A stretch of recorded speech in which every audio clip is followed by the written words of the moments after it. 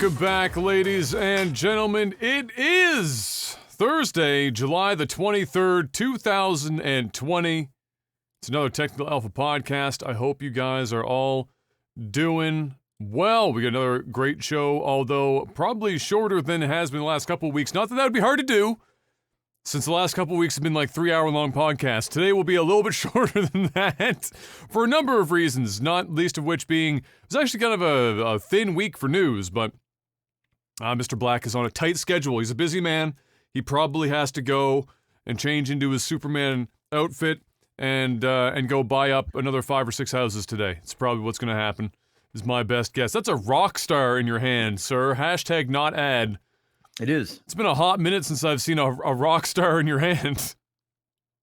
Well, I normally don't drink energy drinks this late in the day, but yeah, I got some shit I got to do after this, and then so You need that energy. I need it. I need it. Menergy. Banana fizz bitch and gun. Still one of the greatest YouTube videos of all time. No Technical Alpha podcast, ladies and gentlemen. If you've never been here before, for whatever reason you're somehow stumbling across it, we talk about video games. We also talk about movies, television, and occasionally poop stories and lots of dick analogies. It's pretty much the summation of this podcast. If that sounds good to you, we've got some good stuff for you for today. Mr. Black, the biggest news we can, of course, get to first with the Xbox show, but before I do, there's a very important sentence I need to hear come out of your mouth. Mr. Black, how was your week? It was all right. It was another week. Saw a lot of family this week, which was nice. Yeah, it was your mom's birthday, wasn't it? Today is her birthday. Okay. Yeah. But they were over yesterday celebrating, so yeah, that was fun. And yeah, tons of voiceover stuff this week just came out of nowhere. So I'm doing that. And other than that, it's just another same old. Well, it was a little bit of a mix-up. A little mix-up. It was a little mix-up. Something light. A little mix-up this week with the family get-togethers. Always nice to have. Yeah. Same here. Nothing crazy. I've actually just been super dead fucking tired for about 10 days now. Every time I wake, doesn't matter how much sleep I get, I wake up, I'm tired. It just does not matter at all. And not just mentally tired, physically exhausted.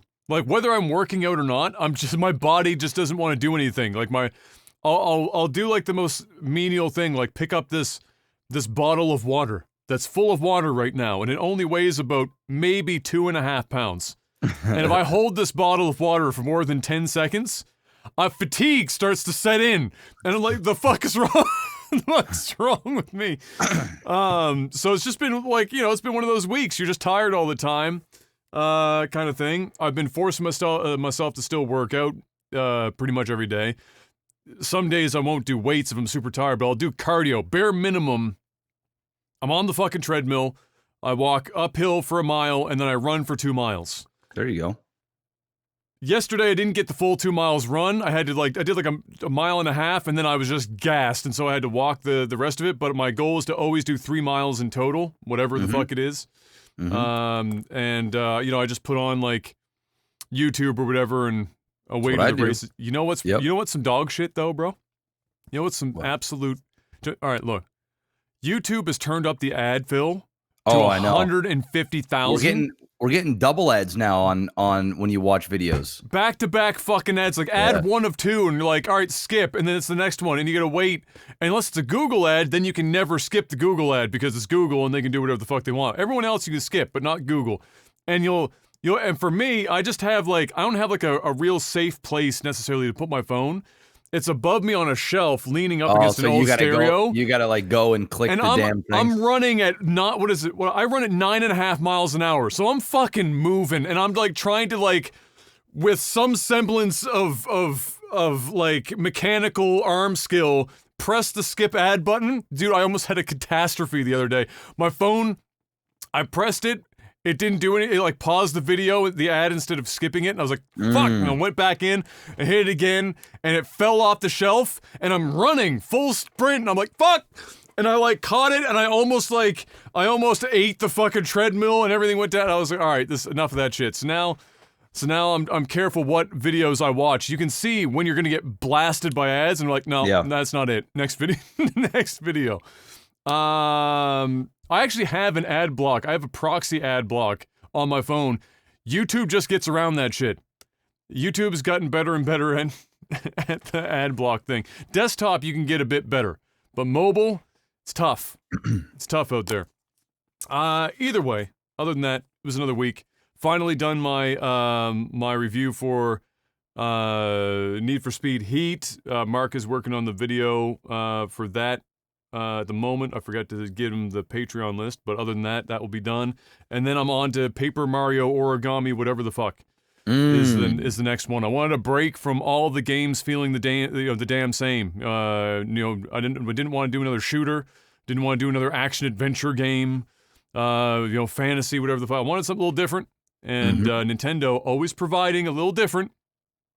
Gonna go for that Paper Mario, which I haven't played since the original one on the N64, so I'm kind of good time. I'm kind of hoping that this one's good as well, which I've heard pretty good things so far, so we'll see.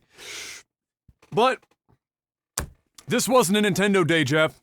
This was a Microsoft day. In fact, this was the Microsoft day. This was the day that they have been talking up ever since they got off the meth pipe on that third-party developer fucking showcase they did that just was absolute travesty level of bad. Then PlayStation showed up, did a pretty good job, but they didn't have to do anything special because the third-party showcase that Xbox did was so terrible. And so it was a freebie. They got in, they did their job, they got out. Then it was the pressure back on Microsoft, but because the third-party showing was so weak, they had to do doubly as good on this first-party showcase, and that is what happened today, the Xbox first-party showcase. Did you see any of this, Mr. Black? I started watching a little bit of it when I was waiting.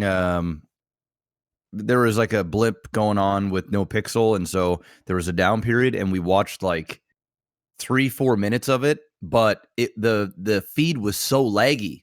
I don't know if it was just the most of the, depending on where you watch, was it the YouTube feed or whatever? YouTube. Yeah, that one was rough. Yeah. Not only was it like laggy, but it just looked like ass. And so oddly, Twitch's feed was better. Usually Twitch's one is the one that's a little rough, and the YouTube one is better, but this time around was not the case. I think it was two different people running those feeds, though, which is probably the reasoning behind it. But so what 3-4 minute section did you see? What was the part you saw? It was basically just them. It was like Master Chief shooting dudes and like just Halo. So you did see the Halo gameplay part of it. Yeah. Okay. Yeah. All right, that's good. Because that's obviously the biggest, that's the elephant in the room, if you will, was, like we talked about it before, we both agreed the first party showcase needed to be big, but the thing, the linchpin, the keystone was Halo Infinite. And not just for the event, but for the Halo franchise. The franchise is basically dead. Yep. And it needed, Infinite's first real showing needed to blow people away, which is an unfortunate task because they're doing most of this work now from home because of the fucking Space Godzilla problem. And so getting this all put together is probably a hellish nightmare. Yeah. And so I will preface what I will mostly be saying about this. I don't know what your take will be after what you saw. I will preface it by saying that I can only hold so much of this against the developer, obviously. Yeah. There's only so much that you can do in these circumstances. It's obvious that the coronavirus hit during a part of development that was, they needed in-house development time, and at home was going to be way more difficult. I have to believe that that's the case because because this was so bad, Jeff,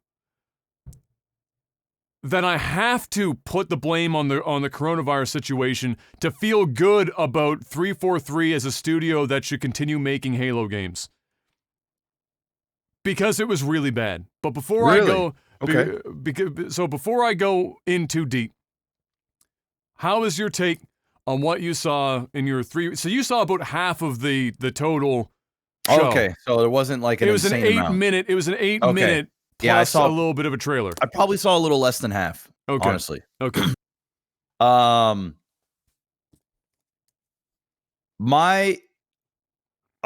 mean, I'd have to watch the whole thing in order to kind of give a.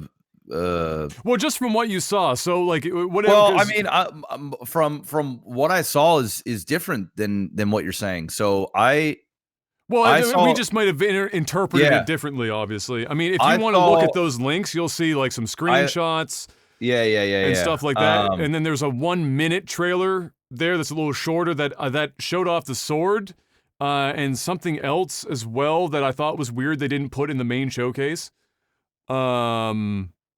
That's also there. But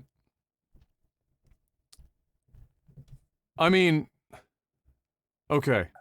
So yeah, so from I get yeah.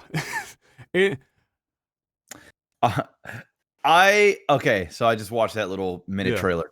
And the trailer looks a lot better than what we saw at the event. Yeah. I'll be honest. I didn't hate it. Okay. That's good. That's good for them. The when I was watching it on stream and as I'm watching this minute clip, I actually think it's a giant step in the right direction Okay. at face value. Okay. And the reason why I say that is it looks and feels like old Halo. From what I saw. Now I have Right. to watch that full 8 minutes and I Yeah. might have a completely different take because like I said, I saw a few minutes of it Mhm. and it was laggy and it was like the stream feed was bad, but from what I Yeah. was seeing, that was the first time you seen a grappling hook. You want already to watch kinda- this fucking shit? I'll set it up. We can watch it. We don't have a lot of news this week, or do you want to watch it later? I mean, It's up to you. we don't. I don't. For all the listeners that are just gonna listen to noise and stuff, right? Yeah, exactly. I think I'm pretty much gonna say the same thing. Yeah. Whether I watch I don't the think whole your thing or opinion not. is going to change all that much. If you saw Yeah. at least half of it, it's not going to change much. Yeah. The whole grappling hook thing, I'm not a big fan of Master Chief getting these new things. I just think it just feels cheap when they do stuff like that, but I'm just gonna let that go. And from what I saw from just like the shooting, the like the bad dudes, the aliens, just the overall feel, seeing the frag grenade, like, you know, catch somebody midair, different looking monsters or whatever. It kind of what the trailer did is it brought me back to old Halo. And yeah, the graphics aren't it's not what I expected. I thought that the graphics were going to be better. Not saying that they're bad, but I thought that they were going to feel more modern, like more up to date. Not saying that they weren't, but it really I am felt saying like, they weren't. I mean, they're like, if you go back and you watch the 8 minutes, there's a part where they go to the map and then they jump out of the map, and it's almost 2 full seconds of watching the game load in the entire environment in real time. Yeah. And even when it's fully done loading in, it still doesn't look good. Yeah. But yeah, anyway, continue. So, yeah, I was expecting more graphically, but at the same time, because I want old Halo so bad, and I know that I can enjoy Halo without these crazy graphics and these, you know, crazy new abilities and stuff, it almost adds to the game. It almost makes the game feel more authentic. And in a weird way, I know it's not what they're going for. I know that they don't want to have their game load in for 2 full seconds and have things look like paper and things like that. I totally get that. But in a weird, fucked up way, it almost puts me even more into the old school Halo, which is making me a little bit more intrigued into the game, because ultimately, I think I can speak for a lot of Halo fans. They just want to go back to old Halo 2, Halo 3-ish era and re-experience the old Halo the way it was and not all this new stuff.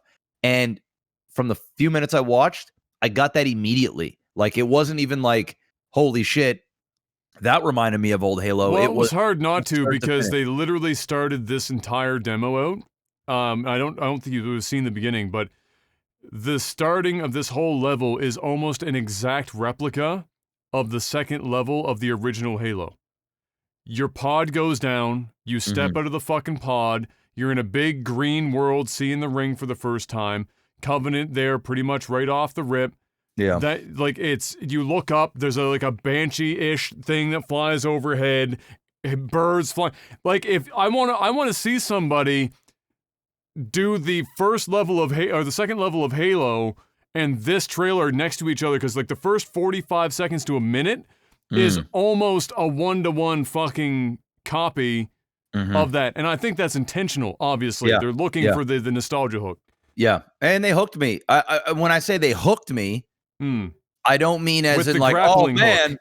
Yeah, no. I don't mean that either. I'm not like, oh my God, I'm sold, man. I'm gonna fucking run out and buy me an Xbox and get me get me some Halo Infinite. It's a big no for me, dog. But at least they've got my attention. And yeah, I know I'm seeing some of these photos, these links that you sent me, and yeah, some of it's a bit embarrassing. But I mean, ultimately, Halo as a franchise is a bit of an embarrassment, and everything that they've been doing is a bit of an embarrassment. And I can let go of these stills and all these, grappling hooks and weird things, as long as it feels like old Halo, and I can play some multiplayer for a few hours and enjoy myself. That's all I want. And a good campaign. I mean, campaign is a must. And it looks like they might succeed in that from what I'm seeing. That's where I'm at. I didn't hate it. And trust me, dude, I want to like shit down the throat of Halo. I do. But I'm not just going to hate on him to hate on him. I didn't hate what I saw. So what are your, before I say my piece, what are your views on, I don't know if you saw the Twitter link there, where it was 343 expanding a bit on what Halo Infinite is, whereby they say 343 views Infinite as a platform that grows over time. Infinite is the last standalone release for the foreseeable future. New story content will be for Infinite, and then the ray tracing is coming after launch. That's multiple bullet points to say that they're turning Halo into Destiny. Is, for all intents and purposes, what that means. They're turning Halo Infinite into a game as a service. They're releasing everything under the Infinite name for the foreseeable future. And when they say foreseeable future, that means you're a minimum of 5 years or more. Infinitely so. Infinitely so. Everything under the Infinite brand. That's the show. It's an open world game. It is not a level by level basis. I don't know if you caught that. I didn't know that. It is an open world game. If you watch the 8 minutes, you'll see the map pulled up. It is fully open. You drive around. That is also likely part of the reason why it looks like dog shit, is because the moment you do an open world game, there's a lot more going on. It's a lot more demanding. Now, I will say this. There's no reason for the Series X game flagship Halo title, even in an open world environment, to look like a 2004 game, because that's what it looks like. It looks like a 2004 game up-res. One of those links that I put in here is literally the Halo 2 Anniversary Edition over top of, I believe that's what I have. Yeah, it's the second link. On top is the Halo 2 Anniversary Edition. On the bottom is Halo Infinite. It's and crazy. I want you to tell me that even in an open world game, the flagship title from the flagship intellectual property on the brand new ultra next generation console is going to look like that. And you look at some of the other screenshots and stuff of the feed, we're talking about textures that aren't completed. We're talking about shadow mapping that isn't done. We're talking about LODs where the trees look like super low res, like you're playing a game on low settings because your computer can't handle render distance. We're talking about the Master Chief's own arms being low res, low texture quality. The grappling hook look like it's clipping through his fucking arm as he's reloading guns and shit. It is. And that's why I prefaced all this with the whole, the Space Godzilla thing, because what you have to understand, I guess, as well, and what you have to go in to this with is that not only are they fighting this thing and building this thing from home, but they're also under the pressure of getting this ready for the launch for the console. They don't have the leeway, it seems, to push this back if they need more time. They just only have as much time as they're given, and that's the show. That's why you see them talking about ray tracing coming in a patch after the launch. Yeah. They're not even getting features that other games are going to be enjoying. So, you know what Infinite strikes me as? It strikes me as a game that internally somebody pressed the reset button at some point. Like a complete fucking reset. I don't believe for a second that this game as we're seeing it today has been in development for the entire time we've understood Halo Infinite having been in development. I refuse to believe it. We would have seen a lot more gameplay and a lot more shit a lot sooner if that was the case. The fact that we're 4 months out, this is what we're getting as a trailer, as the flagship run in the first party thing for the Xbox Series X, and it didn't include any multiplayer.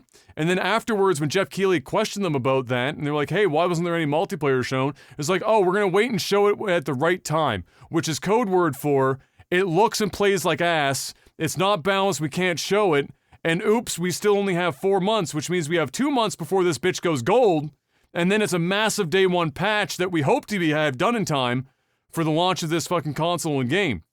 So this is a game that probably needed another full year of fucking work as a start. Now they're gonna get away with it a bit because it's a game as a service and they're gonna upgrade it over the life of the fucking game. Yeah. But this is not what, regardless of the circumstances in which this was brought to everyone's attention today, this game's gonna get fucking burned to the ground online for at least the next two fucking weeks. This game is not. Clips there. Yeah, this is not what they needed for Halo or Xbox Series X. When Sony comes out with their shit and shows their first party stuff, you know what it looks like? Pure unadulterated sex. Because they put everything into making their first party flagship titles look incredible. Yeah. This looks like shit. From a gameplay perspective, I still don't even get that much OG Halo out of it. For me. I don't even get that much out of it. The most I get out of it when I was watching it live, I said, this is literally a recreation of the second level of the original Halo. Other than that, there was nothing. There wasn't even music for like the first 2 minutes.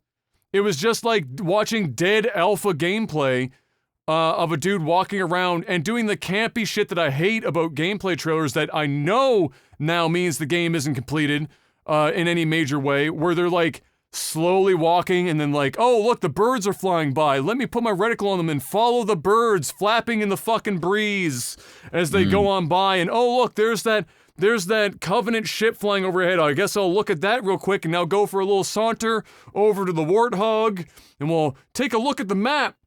And the map now just looks like a fucking Ubisoft game. And then you get out of the map and you watch the game load itself back in frame by frame, and it looks like a pile of ass. And then you drive a little bit, and then it's time for combat. And we're on easy mode, so we can do things like grapple hook a fucking elite while he's shooting you, and slowly pull yourself to the elite, which, physics-wise, I know this is a video game, but the Master Chief weighs like a fucking ton.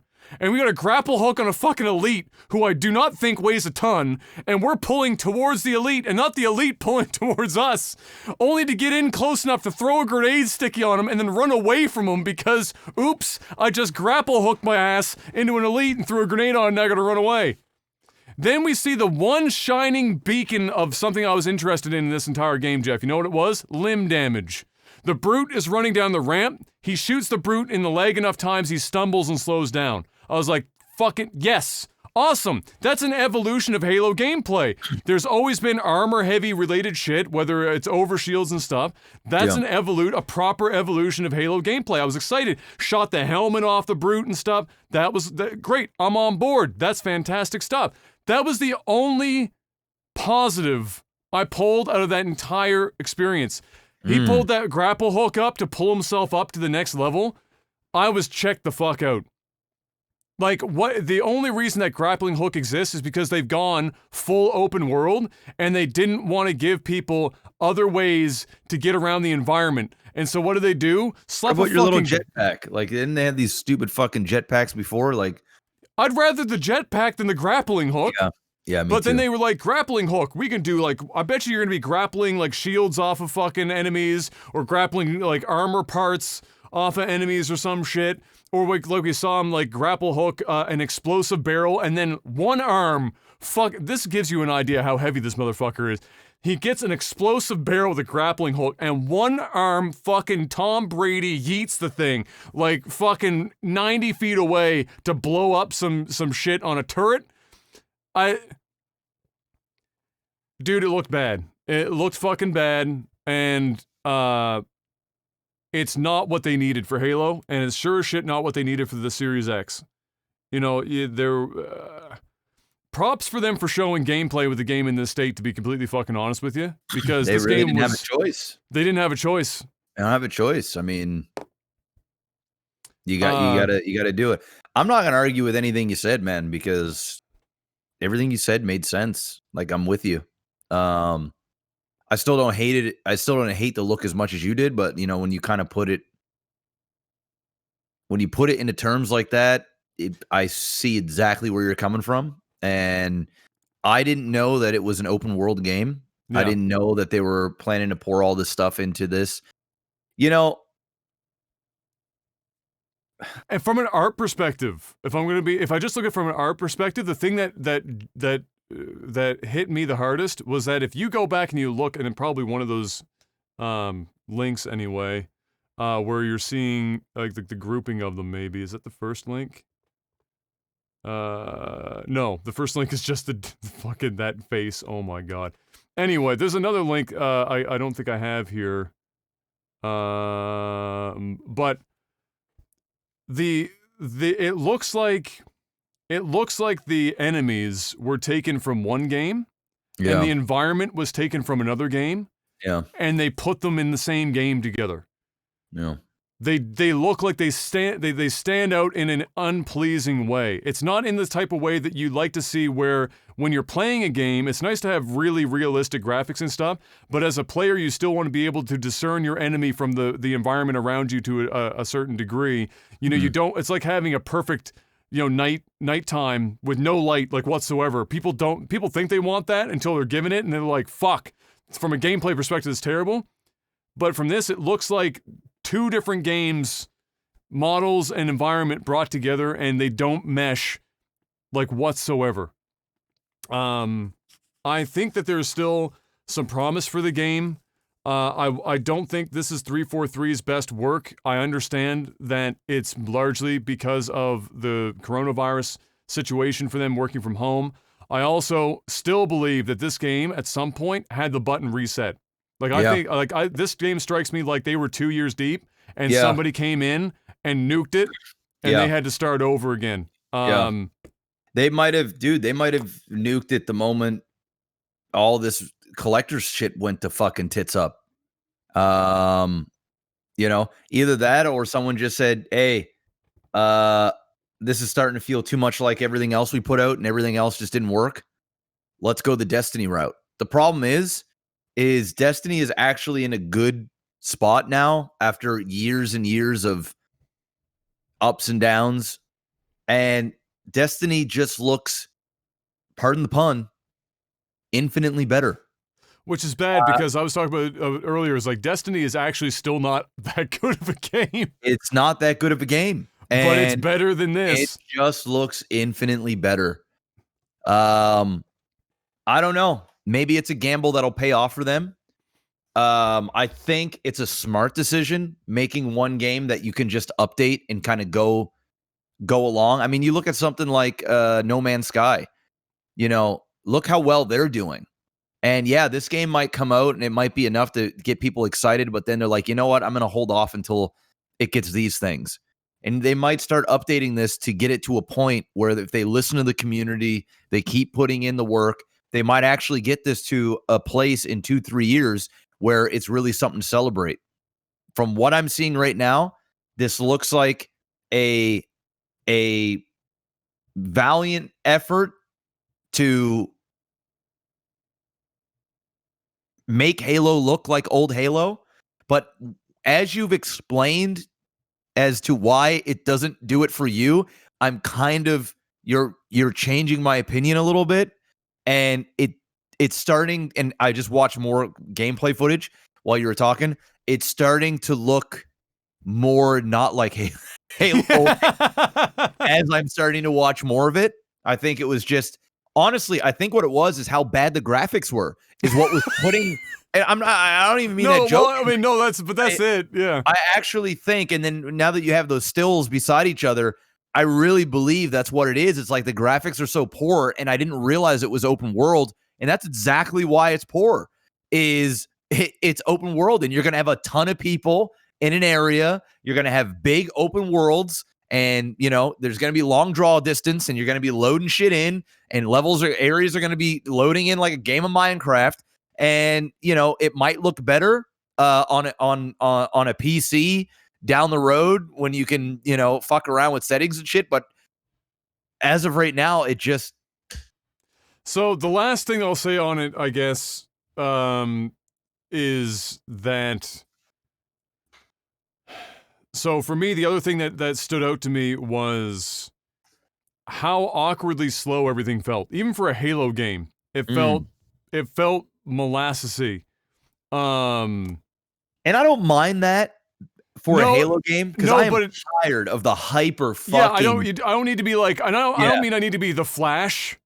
Yeah. But it felt slow. It felt slow in an awkward way. Is I guess the best way I could put it. Like, but not just the movement. Everything. Like when I went back and I watched it again, the first time I watched it, I think I said out loud when I was live streaming, and I said, "Guys, am I crazy, or do even the explosions look slow?" Like everything just felt like it was moving through fucking quicksand. Visually, like the particle effects and everything, it just kind of looked slow and sluggish. I guess the. Other than the limb damage that it appears to have, which I think is phenomenal, and I think it would probably be something that I wouldn't have even thought if somebody asked me what's the next evolution of Halo combat. It's Halo combat for me in the single player has always been fantastic artificial intelligence that isn't necessarily super smart, but they fake it really well. They always find a way to get to you. And surprise you. You could play the game a million times. It never feels the same every time you play it. That's a cornerstone of Halo, single player campaign. And the pacing, obviously, it is slower. That's why I don't necessarily mind it, but it felt awkwardly sluggish, not necessarily the Halo slow that I'm used to. Having limb damage makes perfect fucking sense. And it's not something I would have thought about. And I'm happy they have something like that in there, for sure. I think before I really check the fuck out of this, right now, as this game is, if this launched, I don't think it's selling pretty much any consoles. It's going to sell a few because it's Halo. And that's about the only reason. It won't be for any other reason. Yeah. Before I really double down on that statement, I need to see multiplayer, and I'm shocked that we didn't see any today, but that's also alarming to me because we're within 6 to 8 weeks of this thing going gold. Yeah. Maybe 9 weeks if they stretch it. So, whenever they plan on showing multiplayer, I think that's what a lot of people are waiting for now, and that will be the real tell as to just what kind of shit show we're getting ourselves into with Halo. But for me, as of today, right now, watching that and seeing the grappling hook and all that nonsense, especially since they made a big deal of it, like if you watch from the beginning, they have a cutscene of the girl like at her computer making the thing, and you're seeing the grappling hook like be formed onto his arm. That tells me they're really invested in that, and it's not just like we're gonna grapple our way around for fun in the world. They're focusing on that being a mechanic like hardcore. So I saw that, and I said to chat, I said, get out the fucking coffin dancing meme, because Halo's dead. This isn't Halo anymore. This is 343 desperately clamoring to find a new market that isn't the old Halo market, that wants something more like a Destiny, painted Halo and hope that they can monetize it long term. This isn't 343's best work, but if I have to be honest, after what I've seen from them in the past as well, and how they've handled this, I don't think 343 is the studio to be handling Halo anymore, period. And hopefully they prove me wrong, because I don't want to see one of my favorite franchises up and fucking die. Oh, it's gone. But it's seeming like it's super fucking dead right now, for sure. It's gone. What else we got? So in that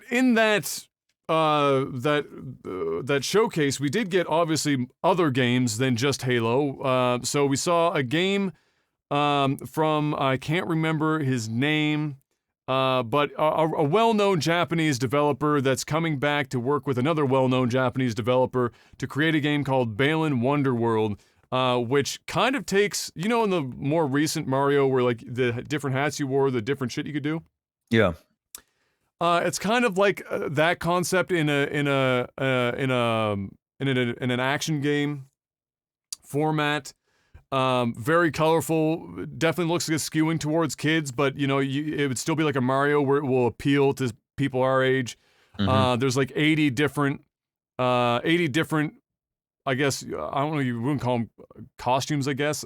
Either way, that come with all their own different abilities. So you're going to be interacting with the environment in different ways and whatnot. So probably solving environmental puzzles using different outfits and whatnot. But we didn't see enough to really get a definitive idea of just how that will play out. But it looked new.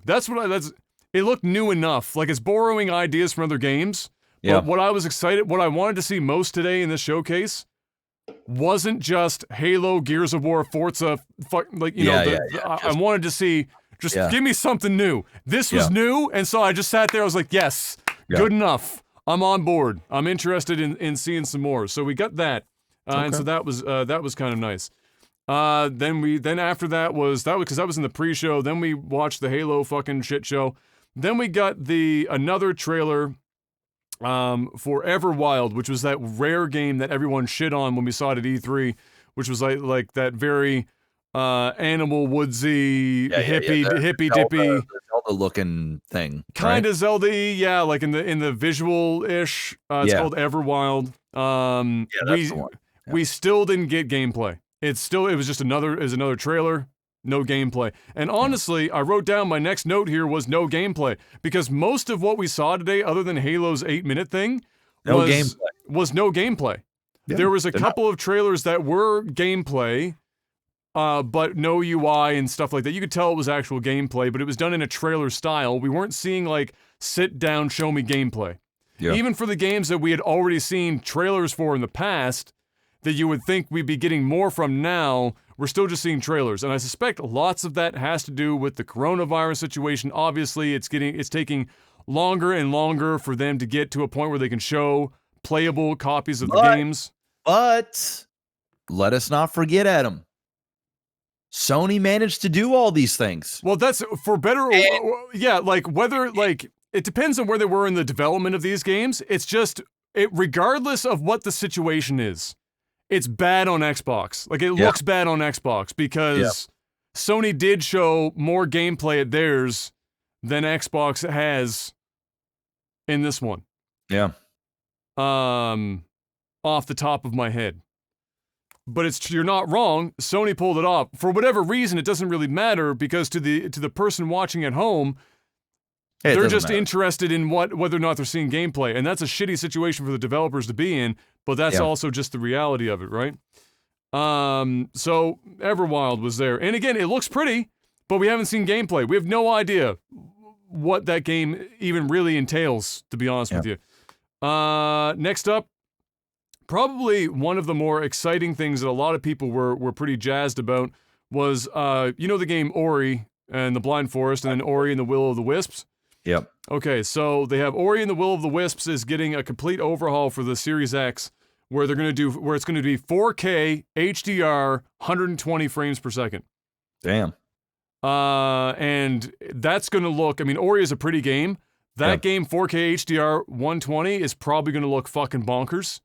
So, and it's a really good game too. Ori, and nobody plays Ori and goes, "This is a shit video game." All they're good games. So, not a new game, but nice to see, and probably will look beautiful. You have a decent TV, like something like you've got in the living room, for example. You plug your fucking, your Xbox Series X, and you play that 120 hertz, even 60 hertz, 4K HDR. Ori's gonna look fucking orgasmic.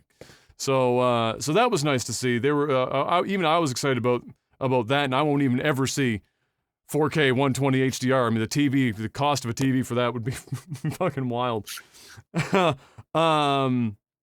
Next up, we had the Outer Worlds, which was it's already out. That's the Obsidian game that everyone was super excited about because it was like the Fallout New Vegas crew making that game. It's an expansion. It's called Gorgon, where they're literally going to, I guess, another planet, it seemed like, or something like that. It looked like more Outer Worlds. So if you were a fan of Outer Worlds, great news. You're getting more Outer Worlds. There you go. It did nothing to grab my attention, but if you liked Outer Worlds, great news. There you go. After that, we saw Grounded, which had a hilarious trailer, by the way. If you get a chance to watch the trailer, I don't even want to repeat the jokes because they took me by surprise. You had no idea the fucking jokes were coming. 10 out of 10 trailer. Grounded is that game where you're like the Honey, I Shrunk the Kids backyard survival game. That's right. We saw something at one of the, like in the past. What was it? Isn't it kind of like Minecraft almost? It is. It's a survival game where you build like Minecraft, but you're in the backyard of like of like the house, and you're surviving like the spiders and the bugs and the ants and whatever the fuck all that stuff. Let's watch the trailer. Do I have that there? No, you don't have any of this stuff on. No, I don't have. No, I didn't have the trailer for it because I didn't know how much time we'd have to get through that stuff. But give me 1 second and I will pull it up for you.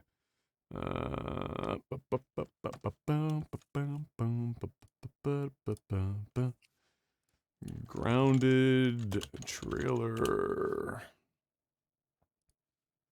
Honey, I Shrunk the Kids. I believe this is the right one. If I'm not mistaken. Just let me know when. All right, 3, 2, 1, go.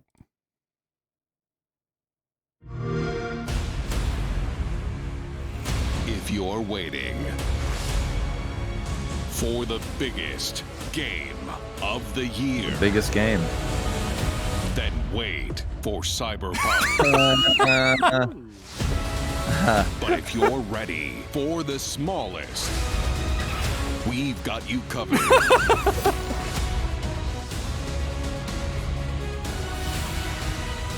From Obsidian Entertainment, the makers of games that are nothing like this one.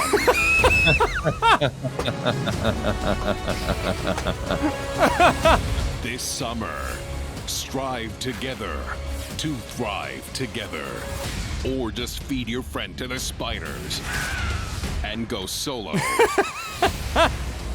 Got fucked right off. Dude, this game looks pretty fucking dope. I'm not gonna lie. Fucking Battletoads.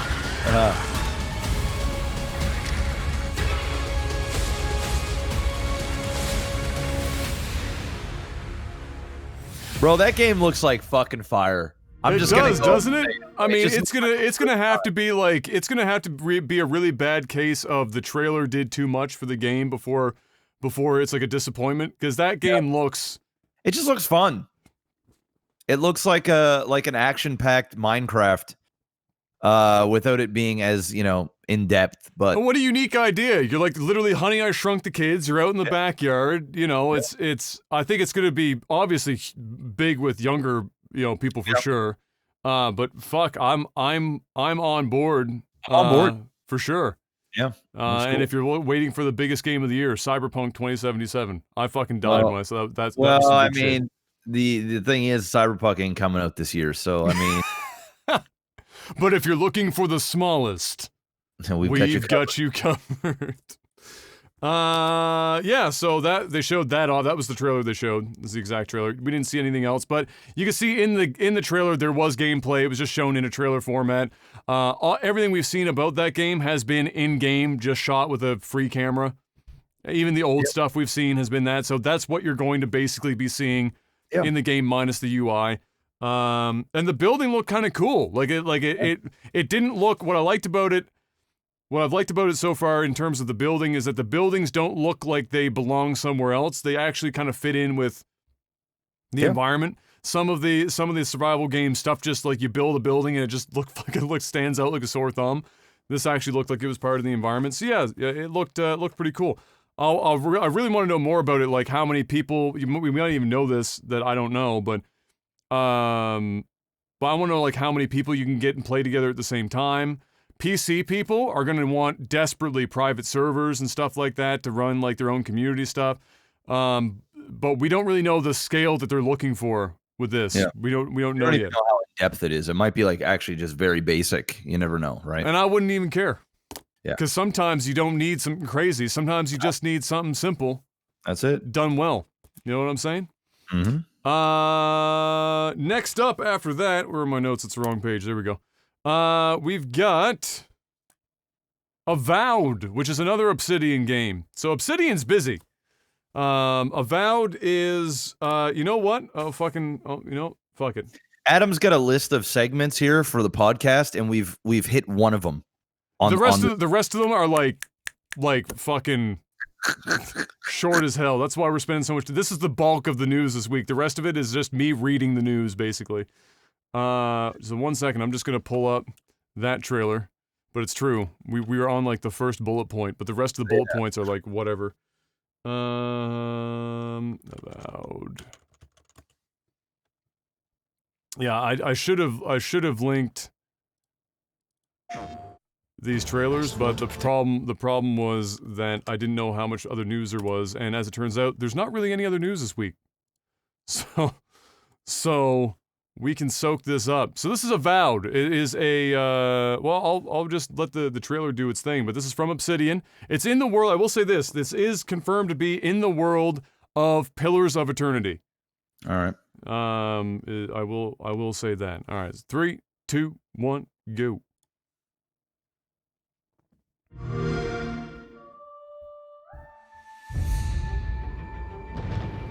We have always known war.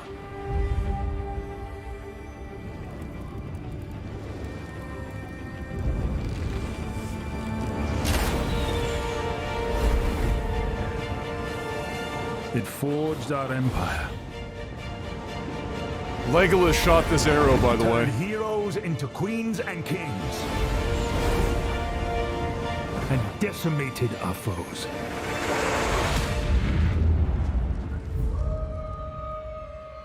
Now our oaths are lost.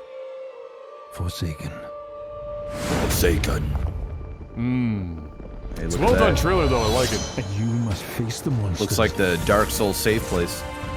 It does. Our sins have borne.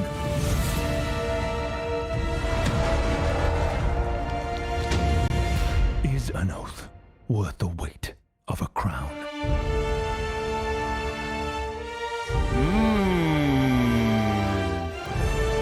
Intriguing. That wasn't a bad trailer. No, I liked the direction of that trailer. Was fantastic. For sure. And it got me interested because you know what that is, Jeb? You know why I'm hype about this?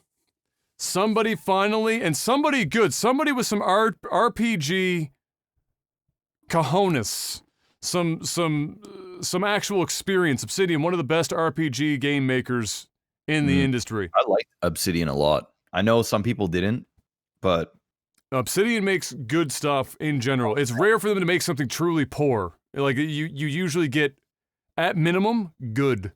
Yeah. This excites me a bit because it looks like somebody looked at Bethesda and what Bethesda has done with the Elder Scrolls series, saw that they're basically crawling on the ground, legless, after getting blown up by their own hand grenade, and said to themselves, you know what? If there was a time to get in on the first-person, open-world RPG, this is the fucking time to do it. Yeah. They're down. The behemoth is down. They're weakened. And The Elder Scrolls 6 is like a million miles away. My son will play it in a JPEG that they've shown at E3. That's how far away The Elder Scrolls 6 is. We've got some space. Dude. Let's knock this bitch out the park and take a slice of that pie. Because name me another open world RPG, and maybe this isn't it, but that's exactly what it fucking reads at the end of that trailer. Yeah. Name me another first-person open world RPG that has even bothered to try and go toe-to-toe with the Elder Scrolls. There's a reason nobody does it. It's because it's incredibly difficult to do, and nobody's wanted to go up against them. But now that they've basically weakened themselves, where they have the same fucking engine largely band-aided together with other fucking parts to create 3 different decades worth almost of fucking game content with the same bugs that they had in Morrowind showing up in Skyrim. Yeah. And then it's time. This is it. And I want one. I do too. I want one. I want to get excited about an open world RPG again, first person like the Elder Scrolls. I want to get excited about it. Yeah. And so, if that is in fact what it is, awesome. Either way, the trailer has me interested. I want to see some gameplay. We probably won't for another year, but hey, you've got my attention, Obsidian. Just maybe the name could have been a little less generic. Avowed is not really going to stand out. Well, other than that, there you go. Next up, after that, we had, I can't even read my own handwriting. You know, I said this on the stream. I've gotten worse and worse at handwriting as time goes on. Like, I write so infrequently that the moment I pick up a pen, it's like writing in a foreign language now. The shit's just fucking terrible. Oh, this is the Senua's saga, Hellblade. It's Hellblade, Jeff. Hellblade 2. It was pretty much the same trailer-ish thing that we'd seen before for the most part. Nothing new there. Obviously, it looks visually stunning. But we don't know anything else. Although I'm sure it's going to also in the gameplay look visually stunning because the last one did, and so I can only assume that the next one is likely also going to look good. Next up, we had Jack Black bringing out the pipes, Jeff. Oh. For Psychonauts 2. Sang a song, that went in with the Psychonauts 2 trailer, and that was another one that was a trailer, but it was gameplay pretty much the whole thing. Yep. And it looked exactly what you would hope for. Somebody did an extraordinary amount of drugs and then created a video game, and that person was Tim Schafer, probably with Jack Black at the same time. And they came up with it, and it looks like if you went into that game, wake and bake, or on a couple of shrooms, you might actually not come back from that trip. That might be a permanent trip in one direction. It looks like Psychonauts, which is to say, it looks pretty good. Psychonauts is one of those games that, flew under the radar a bit. It's kind of culty, classic-y kind of deal. I got it back there. You got it back there somewhere. Anytime you can get Jack Black singing a song, I'm there for it. I saw him live in Las Vegas a couple years ago, New Year's Eve. Blew your mind, didn't it? Blew my mind. That shit happens to him all the time, Jeff. Mm-hmm. Destiny 2 was shown. The new expansion coming in the fall, I believe it was, Beyond Light. So they showed some snippets of that. They showed, and they also said, excuse me, 4K 60 on the Series X. So you're getting the full-blown 4K 60 on the Series X. And it's also coming to Game Pass. In fact, to make it simpler for people, everything shown today is on the Game Pass. Every single game in this list is coming to the Game Pass. Damn. So it was not like some are, some aren't. No, you got Game Pass, that shit is everywhere. That you, which is fucking pretty huge. Yeah, that's insane. Because there are still some pretty heavy hitters in this list. So next up, Stalker 2. I never played the original Stalker game, but lots of people in chat were getting excited about it because I know it is a well-received game, the first one. Did Halo you play it? On Game Pass? Yes, it's on the PC. In fact, it's on Steam right now. You go look for it, Halo Infinite. Wow. Yep. Wow. What else can you say but wow? That's all I can. I just got to Owen Wilson it. Wow. Wow. It's impressive. So Stalker 2 is there. Then next up, we got what looks to be another first-person shooter set in the Warhammer 40k universe. It's called Dark Tide. And so that was shown up. No gameplay. That was just a CG trailer. Then we saw that there's I think some sort of update of sorts to the to Tetris Effect, which was like the latest Tetris game that actually got massive and sold like a bajillion copies. And so there you go. You can't go wrong with Tetris. Then we got a trailer for a game called The Gunk. And I gotta be honest, of all of the games, this was the least inspired, least interesting. It showed nothing. It was I can't even describe it to you. Like it was. It didn't look interesting. Go look it up. The Gunk, whatever it is. Then we got a little bit more from the game The Medium, which I think you might remember from the third party. That was the Silent Hill spiritual successor of sorts, the survival horror game where the girl was like a medium, a psychic. So they showed more of that. If you don't remember it, go look it up because it actually does look really fucking good. An intriguing part of this is that during parts of the game, it will render two worlds. Again, it's very Silent Hill-esque, where you've got, like normal world and then like shit's gone tits up world. And they render both worlds. You see your character on both sides, and they mirror each other, but they run fully rendered at the same time. That's cool. I don't know what that's going to mean for gameplay mechanics. I can think of a few things maybe, but that's kind of a cool concept for sure. And the Medium looked really good. And so we did see a little bit of gameplay here and there. And they even, I think Jeff Keighley was talking to the developer there, I think for a short while afterwards as well, if I'm not mistaken. Either way, go and check it out. If you're a Silent Hill fan, it definitely looks like... Yeah, it looks cool. Like a Silent Hill, and looks unique. Which in the horror game genre, other than the fact that it is obviously heavily inspired by Silent Hill, it's the closest thing to unique the horror genre has probably gotten in a hot minute. So, it also reminds me of it actually reminds me of that other game even more so than Silent Hill. The one I think you beat it as well. And it's the one where you're like in the mental institute and you go into like a chair. Somebody's gonna say it. The one that I fucking hate with a passion, The Evil Within. Yeah. Evil Within. That's that's what this game, it looks more Evil Within than it even does Silent Hill. Yeah. Like huge Evil Within vibes. And the Evil Within was also very Silent Hill inspired. You got the psychic, the psyche, lots of play with like the mind and whatnot. Yeah. And so I'm there for it. I like that kind of thing. That's why I'm like, I'm kind of double talking when I say it's unique, when it's really borrowing heavily from Silent Hill. I think at the end of the day, for me, I just want more Silent Hill. And this is giving me the closest fucking thing to Silent Hill than we've gotten in ages because PT got canceled. Because once again, anytime I get a chance to say this, hashtag fuck Konami. It looks good. Definitely go check it out if you haven't seen the trailer, guys, or seen more of the gameplay they released today.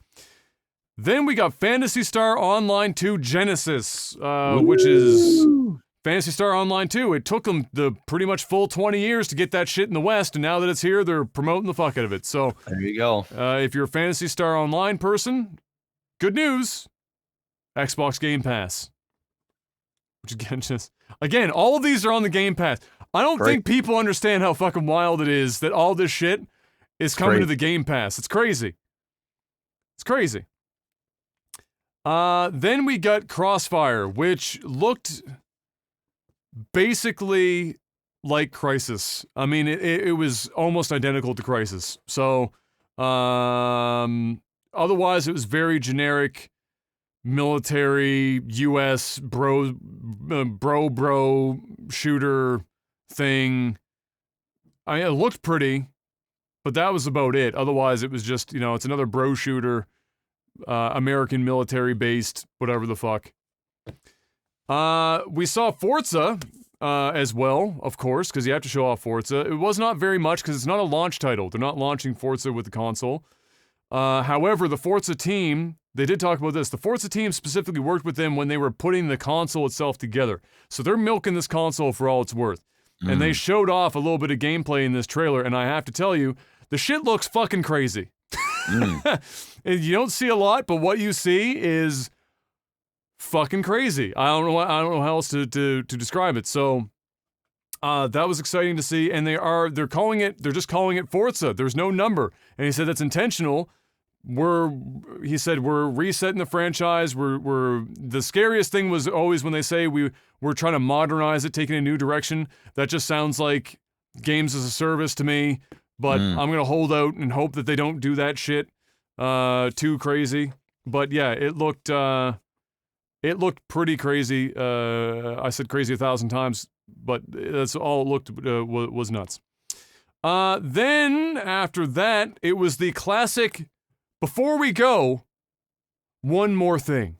And they cut, and the first things that came out of my mouth were two things. I said, this is going to be one of two things. No, I said, this is going to be Halo multiplayer that they didn't show at the beginning of the show, and they were just debating us, or it's Fable. Guess which one it was? Fable. It's Fable. Obviously no gameplay, teaser trailer, but it was the original Fable announcer, you know, that the announcer voice dude was there. But the interesting thing is, and why, you wouldn't remember this, but eons ago, maybe even 2 years ago now, when Xbox's division was first starting to buy up all those studios, like Ninja Theory for Hellblade and all that stuff, remember when they bought out entirely Playground Games, which is who makes Forza Horizon, the Forza Horizon series, so they get arcade Forza game, not the mainline Forza, but the Forza Horizon. And they bought them out entirely, made them first party. And they said that Playground Games was going to be working on something totally different from a Forza game. Like it was going to, I can't remember if they said what genre it would be. In a million years, I wouldn't have placed it that it was going to be Fable, but that's exactly what they're doing. Playground Games, the people that make Forza Horizon, are making the next Fable, which makes it super interesting to me because you could not possibly get two games that are very as different as possible, that are any further apart in genre than Forza Horizon and fucking Fable. And so if they pull this off, Playground Games are going to show themselves to be, I'll say this, if they pull off Fable and do it really fucking well, I think Playground Games will be shot up as top 5 developer on the fucking planet just on the 2 games that they've been making.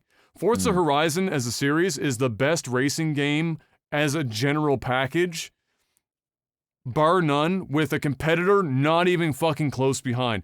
The only people that would bring up something else would be somebody who wants like a hyper sim that you get on the PC.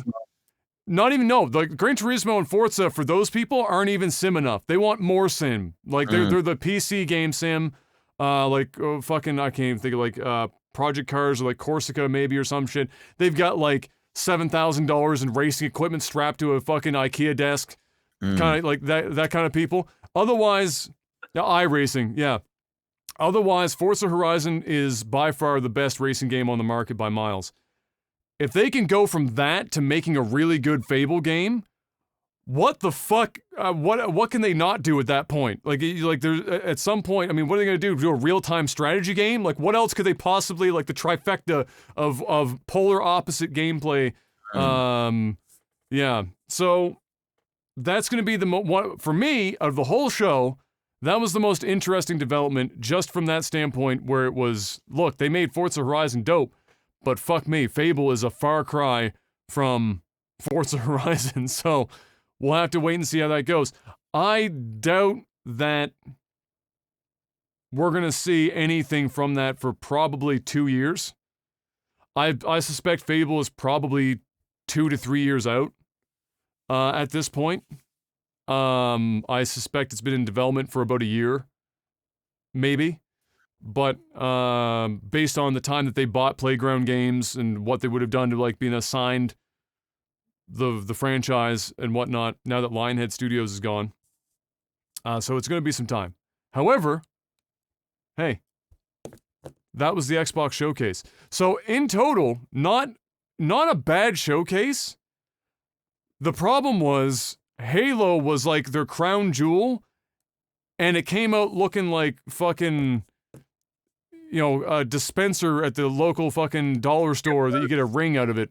It was the photo of the Big Mac on the poster, and then when you open it up, you go, whoa. This doesn't look the same. I guess it's a Big Mac, but this was... And the worst part is we gotta wait to see if it even tastes like a Big Mac, Jeff. We don't even know yet. I asked for no pickles, and there's some pickles on here. Those pickles have grappling hooks. That's how they got onto the burger. They used grappling hooks. Oh my. So there you go. That was the Xbox showcase. Overall, not bad. Just not bad, or even, I'm not gonna say not bad. It was good. Just not good enough after they did the third party first. Sony came in. They needed something stronger. They didn't get there, especially since they led with Halo so confidently. And now it's going to get, like, people are going to forget most of the showcase. They're going to come out with Fable as a thing, and Halo looks like shit. Everything else in the middle is going to get largely forgotten, unfortunately. And it's just going to be those two things. So, yeah. There you have it. Next up, and finally getting out of that bullet point, Jeff, Gears 5, which is already out, getting a higher particle count boost on the Series X than the PC gets, and it's getting 120 FPS multiplayer on the console as well. So the Series X, just to reiterate how Halo should not look so shit, is pumping out Gears 5 multiplayer at 120 FPS, and I bet you it's probably going to look a damn sight better than Halo does. Doing just that. Next up, we've got Xbox One S and the Xbox One X production has halted as the Series X gets closer and closer. So expect those things to not be available forever at this point. If for whatever reason you were going to buy one before the new console came out, now would be the time because they are halting production. I got one new in box still, and I'm not even going to open it. I'm just going to... There you go. Leave it. Yep. Let it simmer. Then we had a rumor that the PS5 will be a limited to one customer. Limited one per customer is what I meant to say there. That makes at sense. launch, which makes sense, especially since they already said that supply is going to be rough up front for obvious reasons. I don't think this is going to stop scalpers from going to every single store on Earth and buying up, you know, whatever they can. But at least they're making an effort. You can't walk into a store. I, for one, will probably buy 3 of the consoles when they just come out. And then I will have one for myself. And then I'll have another one for trade bait or whatever. And then I'll have another one to resell to get my money back from the other one that I bought. Because these consoles, I'm telling you, they're gonna sell out, and then people are gonna pay ridiculous amounts of money for these consoles. You're going to get like a 30 to 50% markup just from having the damn consoles. So I'm going to say, hey, Kayla, we're going to go over to wherever we're going, and we're going to buy one each, and then we're going to go somewhere else, and we're going to try and buy another one, and I'm just going to hold on to it. And I guarantee you, I'll end up coming on the podcast and be like, bro, I just sold a PS5. I bought it for like $700, and I sold it for over $1,000. It's guaranteed. It's true. It's very true. And you won't be the only one doing that shit because it's going to sell like hotcakes. Yep. After that, we've got another trailer to watch, Jeff. Are you ready for this trailer? This one comes in hot and fucking fresh. And on the pantheon of things that I in a million years would have never imagined could possibly get greenlit without somebody saying, we should not do this. This might be number 1. Okay. It's called Gamer Girl, Jeff. Let's watch the trailer. You ready? My body is ready. 3, 2, 1, go. Peggy 18. Shit's already rated 18. You know where this is going. Oh boy. Hey everybody! Oh no. Yeah. Okay, cool. Water time. Break time. Mm-hmm. Are you fucking serious? All that junk has been taken out my stream. Yeah, we are the mod. Oh, come on. No. What in the?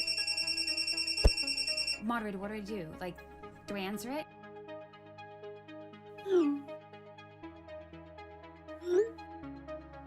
We should go for a drink after. Yeah, maybe. Yeah? I know. What do you guys think? You got that, guys? No. No. Soak it in, Jeff. You're streaming again? What's it to you? A new FMV experience.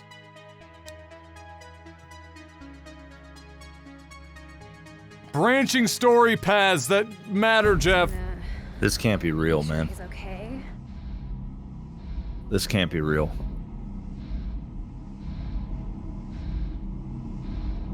This. Okay, let's get out of here.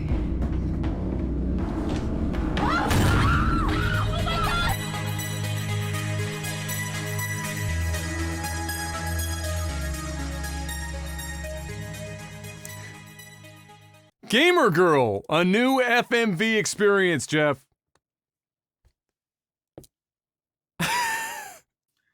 Wow. So, as you might imagine, Oh my god, bro. that didn't go over so hot when they dropped that, and so Oh it's been taken off the website. It's been Ain't taken. gonna come out. This game is not even gonna come out, bro. This can't come out. This is somebody got fired. This is a joke. Like, this is like something I'd see on YouTube making fun of these types of things. This can't even be real. Oh, it's real, Jeff. It's real Gamer Girl, and you play the moderator, helping her make choices as she stretches and shows her cleavage just like the best of the best in real life, Jeff. It's the way of the future. And then, by the way, remember all those girls that aren't like that, but they get stalked constantly? Well, now they can live out their real life in this game where they get stalked as a gamer girl. The FMV experience.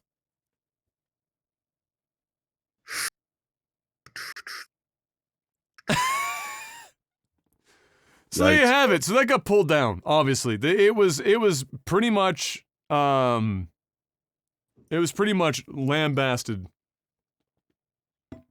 top to bottom by everyone when it dropped. And I didn't think it was real either. Shock, bro. I'm like,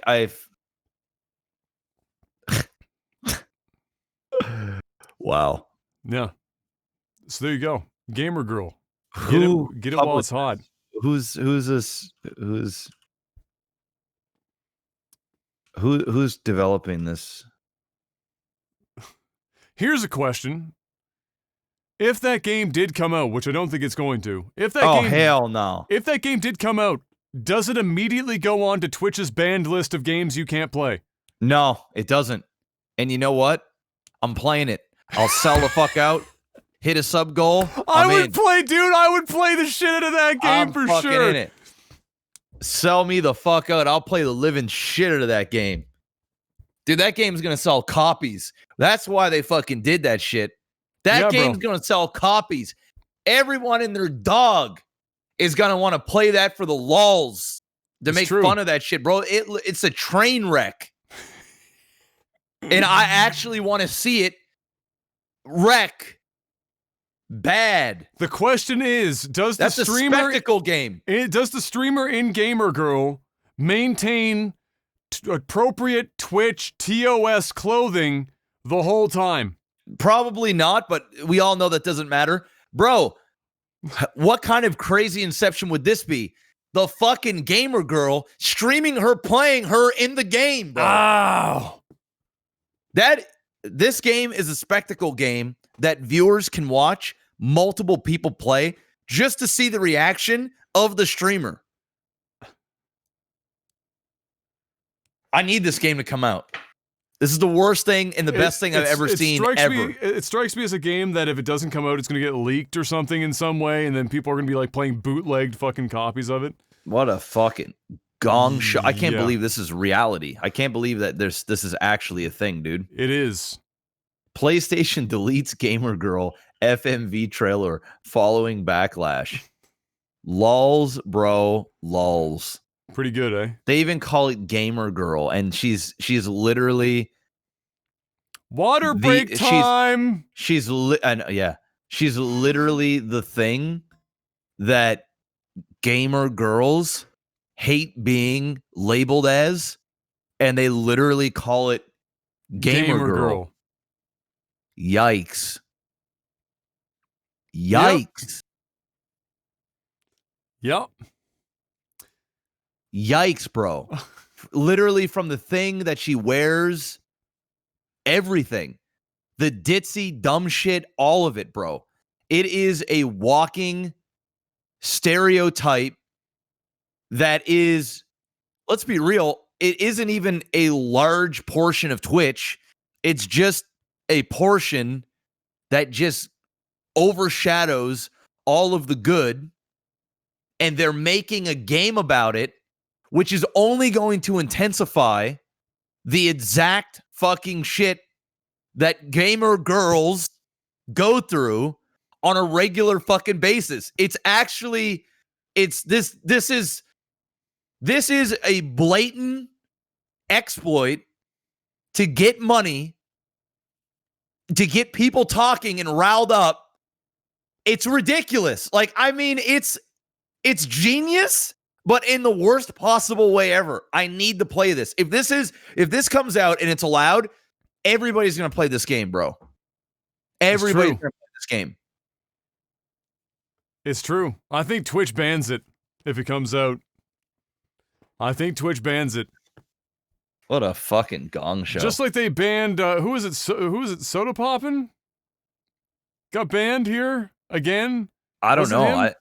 I know he had a video about him. Yeah, why he got banned, but it was a big troll video. I didn't even know if he actually got banned. Yeah, it was like a 24-hour ban or whatever because he was playing VR chat or whatever, and some like VR girl in the zone he went to, which is, in fairness to Twitch, he went there because it's a fucking like sex dungeon fucking zone. So he was like looking for it. He was looking for some stupid shit, and then it happened, and Twitch was like, all right, well, you know. So yeah, and then he made a meme video about it. It was pretty funny. Next up, we've got, another yikes moment. Philip Muchin, I believe is how you pronounce his last name. I'm just going to call him Philippe Plagiarize.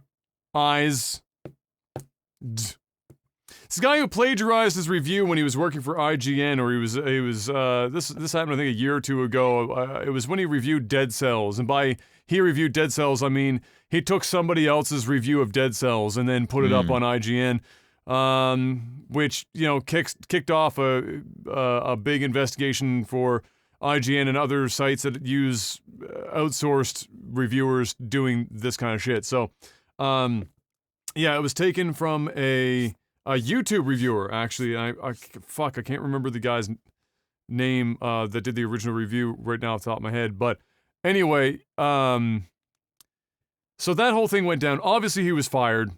Yeah. Of course. The internet shit all over him because he's an idiot. He's an asshole. He literally took word for word this review. Somebody else's review. And pawned it off to get paid for it on Boomstick Gaming. That was it. So, time has passed, and he decides he's going to break back in to the market, use a little bit of his infamy. So what does he do? He's on YouTube, and he posts a new Dead Cells review on YouTube. And then in the midst of all that, he decides that he's going to play victim on this bad boy and start talking some shit and attacking his colleague from IGN who was trying to help him at the time.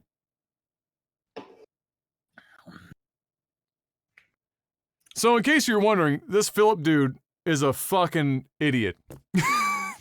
People were saying he deserves a second chance, which he probably did. And now he's successfully blown that second chance. And now he should be laughed out of the video game journalism market for the rest of his life at this point. You know what would have been badass? If IGN hired the guy A that- boomstick? Yeah, and they're Yeah. like, "You're fired. You're hired. That would have been fucking gangsta as fuck. That would have been gangster as It fuck. would have been amazing, bro. And the guy who did the review probably would have been like, "Holy shit, what an opportunity!" Fuck that right up. So any second chance he deserved is gone. And now just fuck him. And he's gone. I mean, we're talking about doing a review for I just, it's nuts to me. Look, writing reviews isn't easy, but it's also not so hard that you need to plagiarize if you're getting paid money to do it. If Yeah. IGN is paying you money to write a review, it's not even an 80-hour long game. We're talking about a game fucking take you like 12, 15 hours of your life. And then you write a review, which if you're a halfway decent writer, it might take you an hour and a half to 3 hours, depending on the game and how complex things are or how many comparisons you can make to other games. You can make it a little longer or shorter. And that's it. And then you have to do voiceover, which, again, for a review, which I average about 2,500 words for a review, for a voiceover, to get it all good, probably an hour and a half, 2 hours, depending on how well you're reading that day.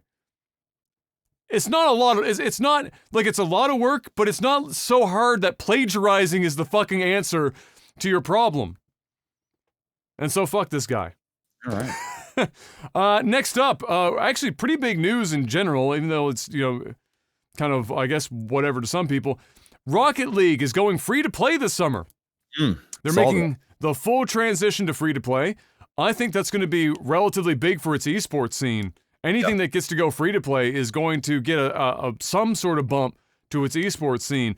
And of course, obviously, it recognizes that people have been with them for a really long time. They've spent a lot of money in the game. And so there are things that they are doing. You can go to their announcement. You can see the list of things that they're doing for people that have already bought and been with the game for many years now. You're getting some kind of, it's not like they're giving you fucking money back or some shit. Not that they should. This game's been out for ages. But you're getting something at least for being somebody that's stuck with them for as long as you have. And so there is something there. And yeah, then it's going to go free to play. So there you go. And Rocket League is absolutely still a thing. Its esport is actually not, it's pretty good. Yeah. The casters are really good for Rocket League. I mean, a lot of other esports could use casters that are as good as the ones that are in Rocket League. It's actually very exciting to watch. Rocket League is one of those games where the entry point for skill is pretty low, and the skill ceiling is just fucking bonkers. Go watch an esport event for Rocket League, and then go and try and even attempt casually to pull off anything that you watch. Yeah, I can't do it. It's not gonna happen. Do it. I played that game for like 200 plus hours. I can't even approach doing like 50% of what the bench warmer in Rocket League can do. It's crazy. The kids are nuts. Next up after that, Shin Megami Tensei Nocturne. This was the third, Shin Megami Tensei 3. Nocturne is getting an HD remaster that's coming to the Nintendo Switch to go alongside with the Switch exclusive fifth game in the series, which is yet to be released. That is forthcoming, but it is a Switch exclusive. And so that's actually pretty exciting for people who are big fans of SMT. They're all really good games. They're all extraordinarily long is the problem. If you play SMT games, they are the only games you play. Nocturne is probably 140 hours. Damn.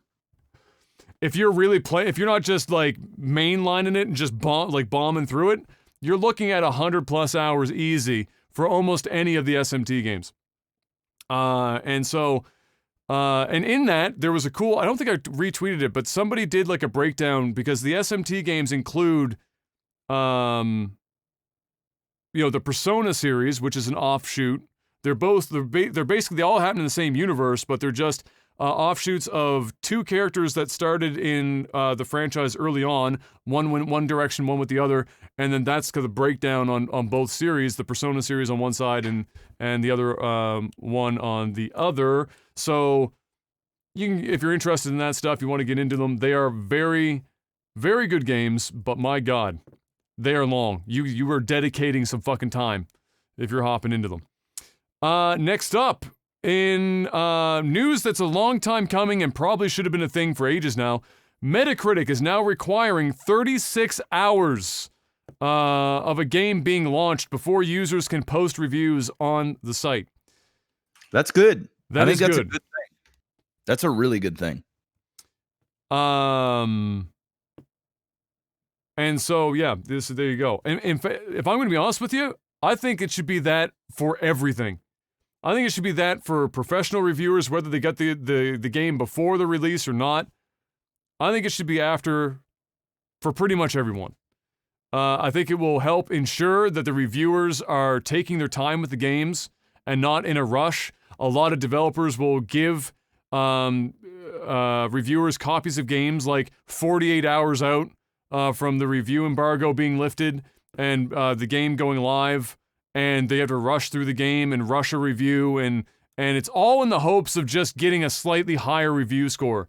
And so I think it would be best if everything was just wait, 36 hours after, and then start posting reviews. Give everyone time to, sit and think about it, breathe on it. But at the very least, it is nice to see user reviews because obviously they're trying to reduce how much review bombing happens on the release day. Or even in some cases, like we saw before release day with The Last of Us, people posting up reviews. They hadn't even got their hands on the game yet and just giving it 1-star reviews. So definitely a long time coming. But certainly going to go a long way in helping the review bombing for sure. Yeah. It needs to happen. Like, why in the fuck are you able to review a game before it's launched? Before it's launched. It actually makes no fucking sense. Like, at most, they should do like a first, like a quick look.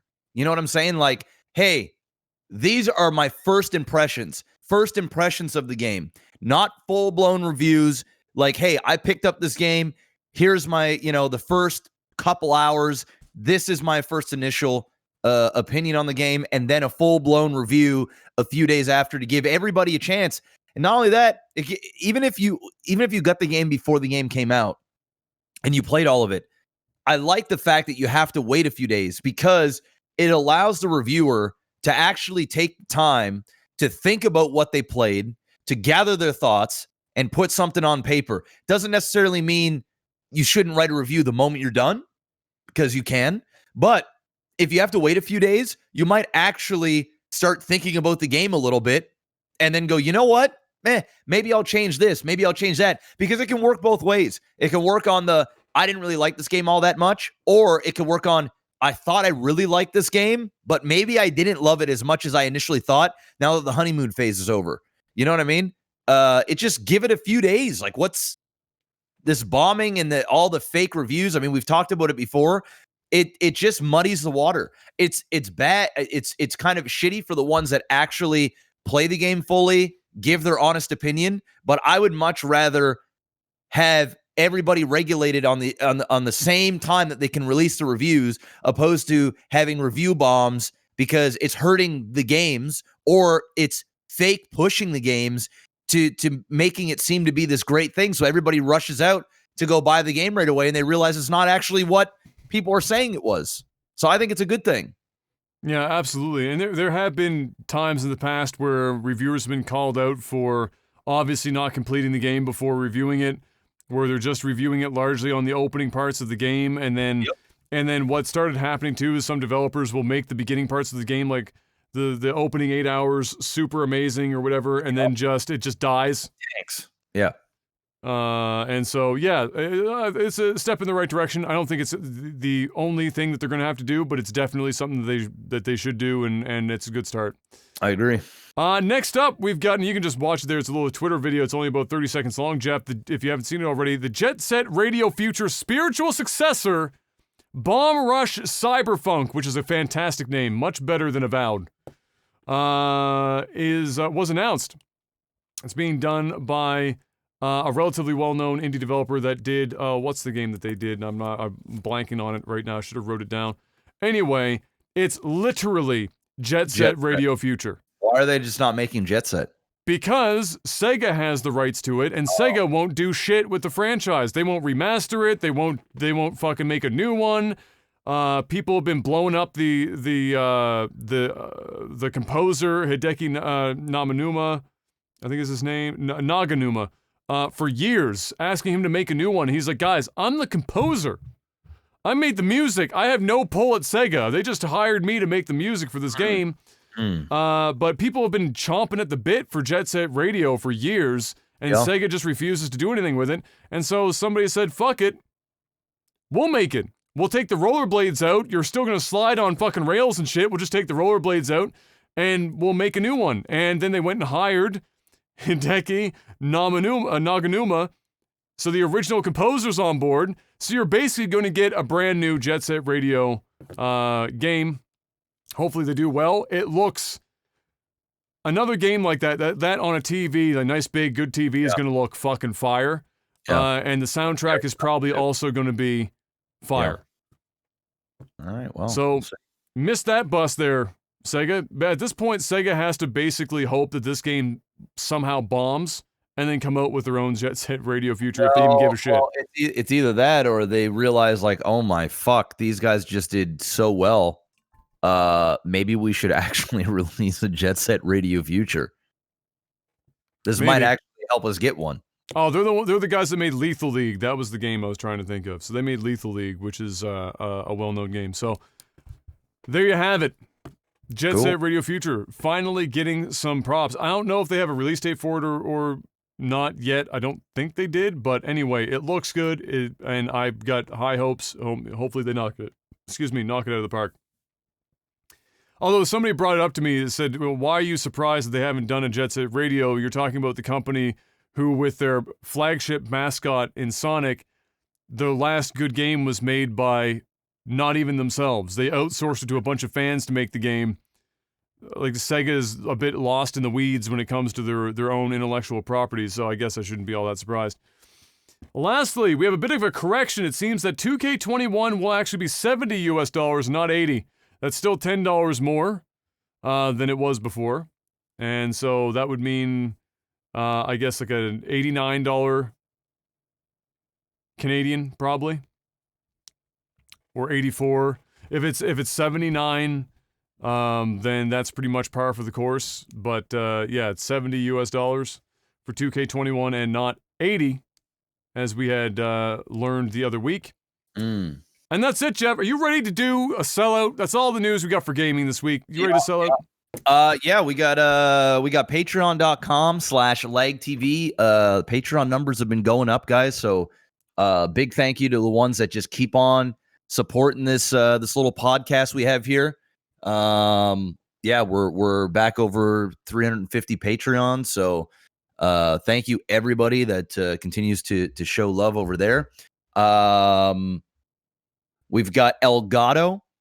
I mean, you hear me talk about it every week. They've got tons of great products from Stream Decks all the way now to microphones. I've actually been using my Wave 3. It's great, easy to set up, plug and go, extremely well priced for what you get. It's actually the best USB microphone money can buy right now at that price point. It's not even close. And the only problem is it's sold out everywhere. People have been in my chat all the time trying to find one, trying to get one. So just keep an eye out, wait for more stock to come in. Obviously, with the whole Rona stuff and things like that, I'm going to assume that it probably plays a factor in how much stuff is available and being able to get recirculated as quickly as possible. But more stuff seems to be popping up every week, but then it just sells out super fast. So keep an eye out for the Wave products, which is Elgato's new microphones. Absolutely worth the money, guys. Especially if you are a beginner streamer or if you're just looking for a good microphone for your desktop. just general talking on Discord, Skype, whatever. There it is. We also have NordVPN. If you guys don't already have a VPN service, now is the time to pick it up. Our contract ends real soon. Real soon. So I'm going to be talking with them later on this week. So now's the time for the push, guys. If you are ever interested in the NordVPN, now's the time to run out there, show some love, show some support, use the promo code OTT, get 70% off. Link is in the description of the YouTube video, or you can go to www.nordvpn.com/OTT. Super easy. Make sure that you guys go and cop your VPN service. Stay safe, stay anonymous on the interwebs, protect your IP address, whether you're public or you're just from home. Master your IP to watch different regions of Netflix and other streaming services, and have the ability to watch and have access to content on the internet that you typically would not be able to access because of your region. Also, you can bypass data caps from your ISP provider. You can do so much with these, and with a 30-day money-back guarantee, if it is not doing what you want it to do, you get your money back within 30 days, no questions asked, guaranteed. So you can basically try it out for essentially for free for 30 days. If you don't like it, you can get your guap back. And yeah, you can have up to 6 simultaneous devices. So really, you only need one account for essentially the whole family. And yeah, go in and pick them up. They've been a big supporter of the podcast. This is the push. Get out there and get it done, so that when I go to them about contract negotiations, I got some firepower behind me where I can say, hey, they still eating it up like hotcakes at McDonald's. And that's it. It's time for tech support. Not yet. Movies and I guess movies and TV. Briefly. Yeah. Mike Tyson is fighting Roy Jones Jr. in September. In an exhibition match. Yeah. I saw that. Yeah. I'll watch it. Of course dude, everyone's going to watch this. You can watch this. 54-year-old fucking Mike Tyson fighting a beat-up Roy Jones Jr. I just saw Roy Jones Jr. in a fucking YouTube video seeing a chiropractor, and the dude could barely fucking stand up straight, and he's going to take on a 54-year-old, relatively healthy Mike Tyson. Roy Jones Jr. is and has been for like the last decade a punching bag looking for paychecks. He's just been getting his ass beat. Just like, it's just sad. And Mike Tyson's going to go out there and fuck him up. He's just going to get knocked the fuck out, bro. Mike Tyson, the dude still looks real scary. You know, obviously he's not who he used to be. He's 54. He's 54. But I mean, it's Roy Jones Jr. The guy has tits. Yes. He looks like man breasts. Yes, legit. He's got man titties. He is not in shape. It's not going to happen. No, I don't dabble in chiropractor YouTube. It popped up when I was watching. His name's Greg. Not Doucette, maybe it is. Canadian bodybuilder dude. That sounds like fucking the parrot from Aladdin. and that video of Roy Jones popped up on the side.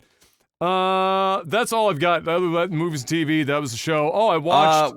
What else we got? You got something else? Yeah, there's a little bit. Oh, okay, hook me up.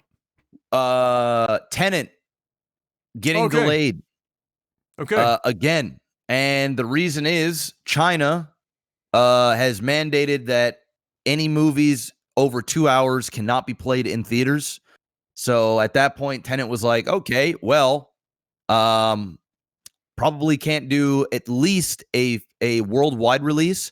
We're looking at now, I think it was like early September, where they could be releasing this movie in different parts of the world all at different times. So obviously spoilers are going to be a thing. But anyway, it's still a fucking shit show out there. Things are changing all the time. There's a bunch of theaters open now, but now they're, changing things. What else was going on? Kayla and I watched Snowpiercer, the TV show on Netflix. I'm a big fan of the movie. Yeah, I saw the movie. It was good. Movie was good. The TV show, is it as good as the movie? No. But is it a good time? It's a good time. It explores on the lore of Snowpiercer. It's a much digger dive into the story. And obviously, since it is like 10 hours long, and the possibility for another season, it definitely goes in directions that you didn't see. Well, I saw pretty much all of them coming, but it goes into a different direction than the movie did, which was nice. And if you think of it from the movie as a standalone, it's a great thing. And then if you think of the TV show as another thing that isn't necessarily the movie, it's a good time. I would recommend it to people if you guys are looking for another series to watch. It's bingeable. Kale and I were doing 2-3 episodes a night until we finished it. And it's not as jaw-dropping, edge of your seat at the end of every episode as, say, like The Lost it was, where it's like shrouded in mystery and stuff. But it's almost got enough that at the end of every episode, it intrigues you more to want to see where it's going. It does a good job at getting you hooked in and hooked onto the next one and hooked onto the next one and hooked onto the next one. And I really, really, really dug the lore of it. It isn't as in depth of, say, John Wick could have been, because John Wick kind of really pulled back the realm, the helms when it came to lore, which was unfortunate. But they dug into it enough where it almost felt like a John Wick, where it's like, whoa, if they really, what I'm trying to say is they can really do something special with this show as it continues to go, because there's so much layers to this and it's really thought out well. You could tell that the people that wrote the show really enjoyed the movie or movies, because I do believe there was a foreign one and then there's a North American version. And they did a really good job at getting you hooked into this world, this train. So definitely go check it out. If I had to rate the first season out of 10, I'd give it like an 8.5. Really enjoyed it. And if they come out with another season, I'm all for it. Like, I'd actually be really excited if I heard season 2 is greenlit. And I think it will, because it's been at the top of the charts for a hot minute. French Adam, our favorite Frenchman, said the trailer for season 2 already came out. There you go. You're ready. I'm excited. See? Em and I watched the Old Guard, I think is the name of the movie, with Charlize Theron. Yeah, Charlize Theron, yeah. Is it good? So we watched that. We saw, like, the night it came out, I saw all over Twitter people, like, being super negative about it. I honestly didn't think it was that bad, to be completely fucking honest with you. I heard too. It was decent. I would say it was probably a 7. Probably a 7 out of 10. The action was good. The concept was fun behind it. I wouldn't mind seeing, and they set it up certainly for a second movie. I wouldn't mind seeing a second movie.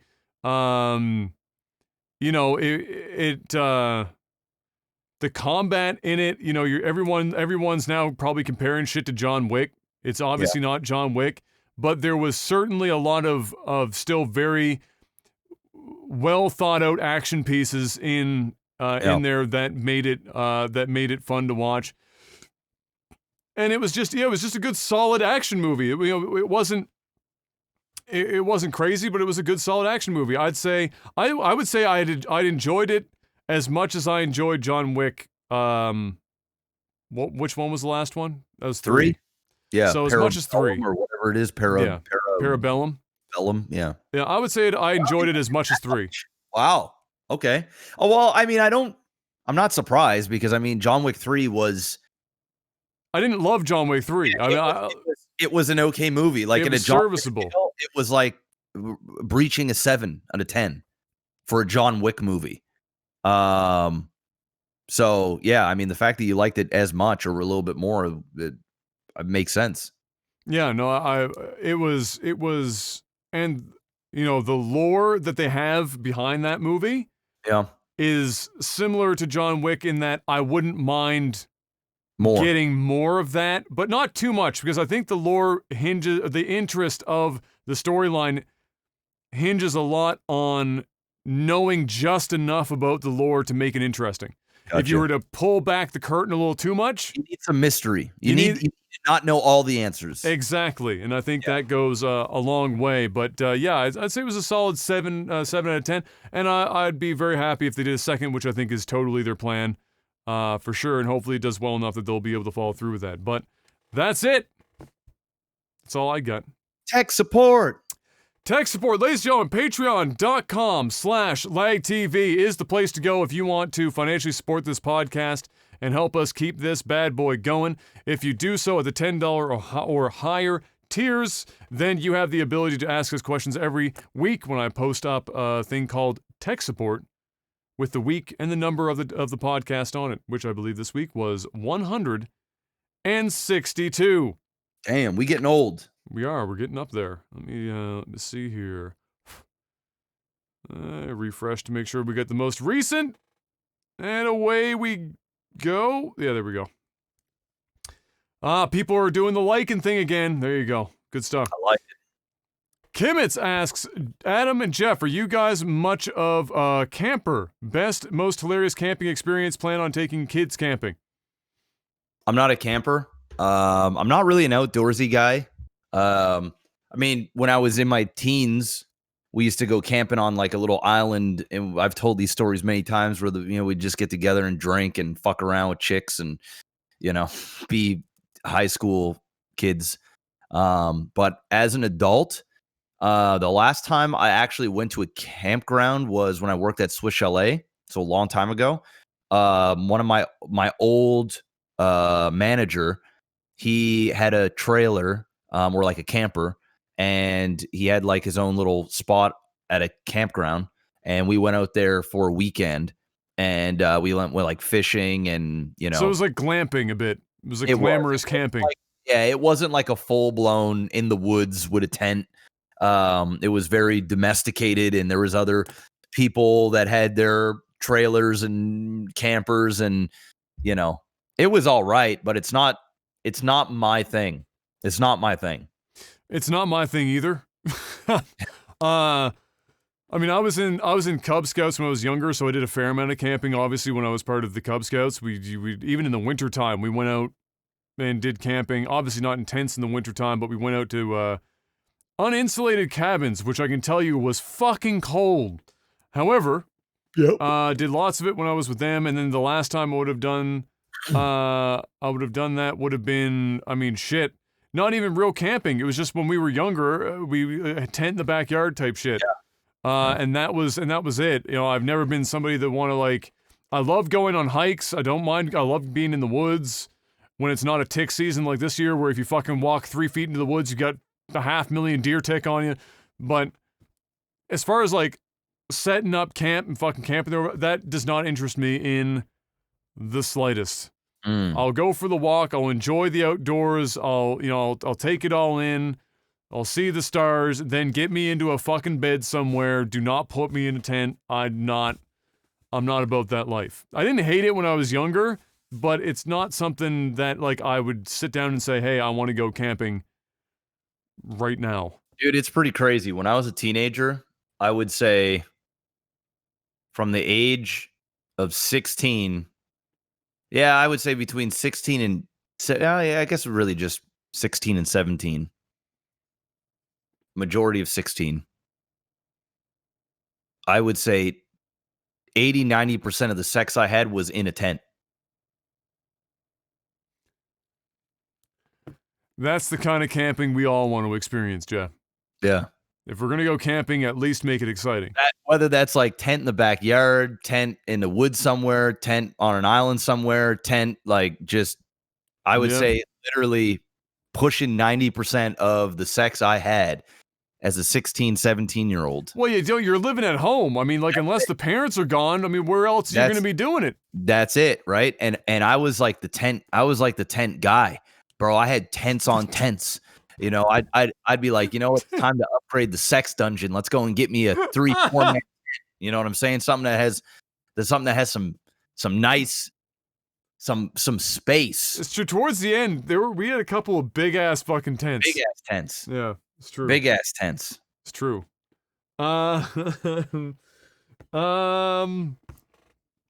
Alexa asks, is Lag TV Reacts to Lag TV still on the table? Yes, we just have to hit that Patreon goal. That's where we're at. Bro, let's get there. I mean, hey, I'm down. Like, and it's something we can do whenever. I'm down, bro. Let's it's get easy to do it. What are we going at? 3,500? Is that where we're going? Is that what we want? Or 20 or I think it was $3,000. $3,000. I don't even know. I think it was how many more? All right, let me see. I don't even think it's listed on Patreon right now. I think I don't think I updated it for that. I think I just left it at the Light TV Versus thing or whatever the fuck. But yeah, I think it was 3. Boom. Boom. Mark Furry asks, saw Randy Pitchford drop into chat on a stream I was watching. Which game dev or exec would you want to come into your channel? Dude, I'm gonna keep it 100. None. Yeah, I'm good with none. There are some I would like to talk to, but I wouldn't want them on my stream. That would just feel awkward as fuck. Like, I still, somebody would love to sit down and talk with the Miller brothers who did Myst and Riven. Would be fun. Yeah. But there's nobody I would want to come to my stream. Yeah. As, I was like when Erez was jumping around streams when Realm Royale was a thing and just watching him defend his game was a fucking meme. You don't want that shit. It makes you feel like you've got to friggin', play the game a certain way or be kind to it or whatever. You have to keep, because you don't want to be the guy just shitting on it when they're right there, right? You're trying to be cordial. Let's see here. Oh, I'm checking out the likes here. We've answered that several times. Answer another day.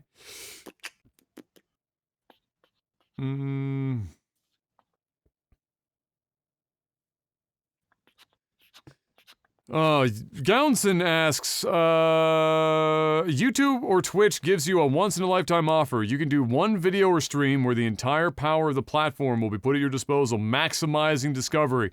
You'll be on the front page, you'll be recommended to everyone, etc., but it's only this one time. What content do you produce to use this opportunity with? I mean, I just do me.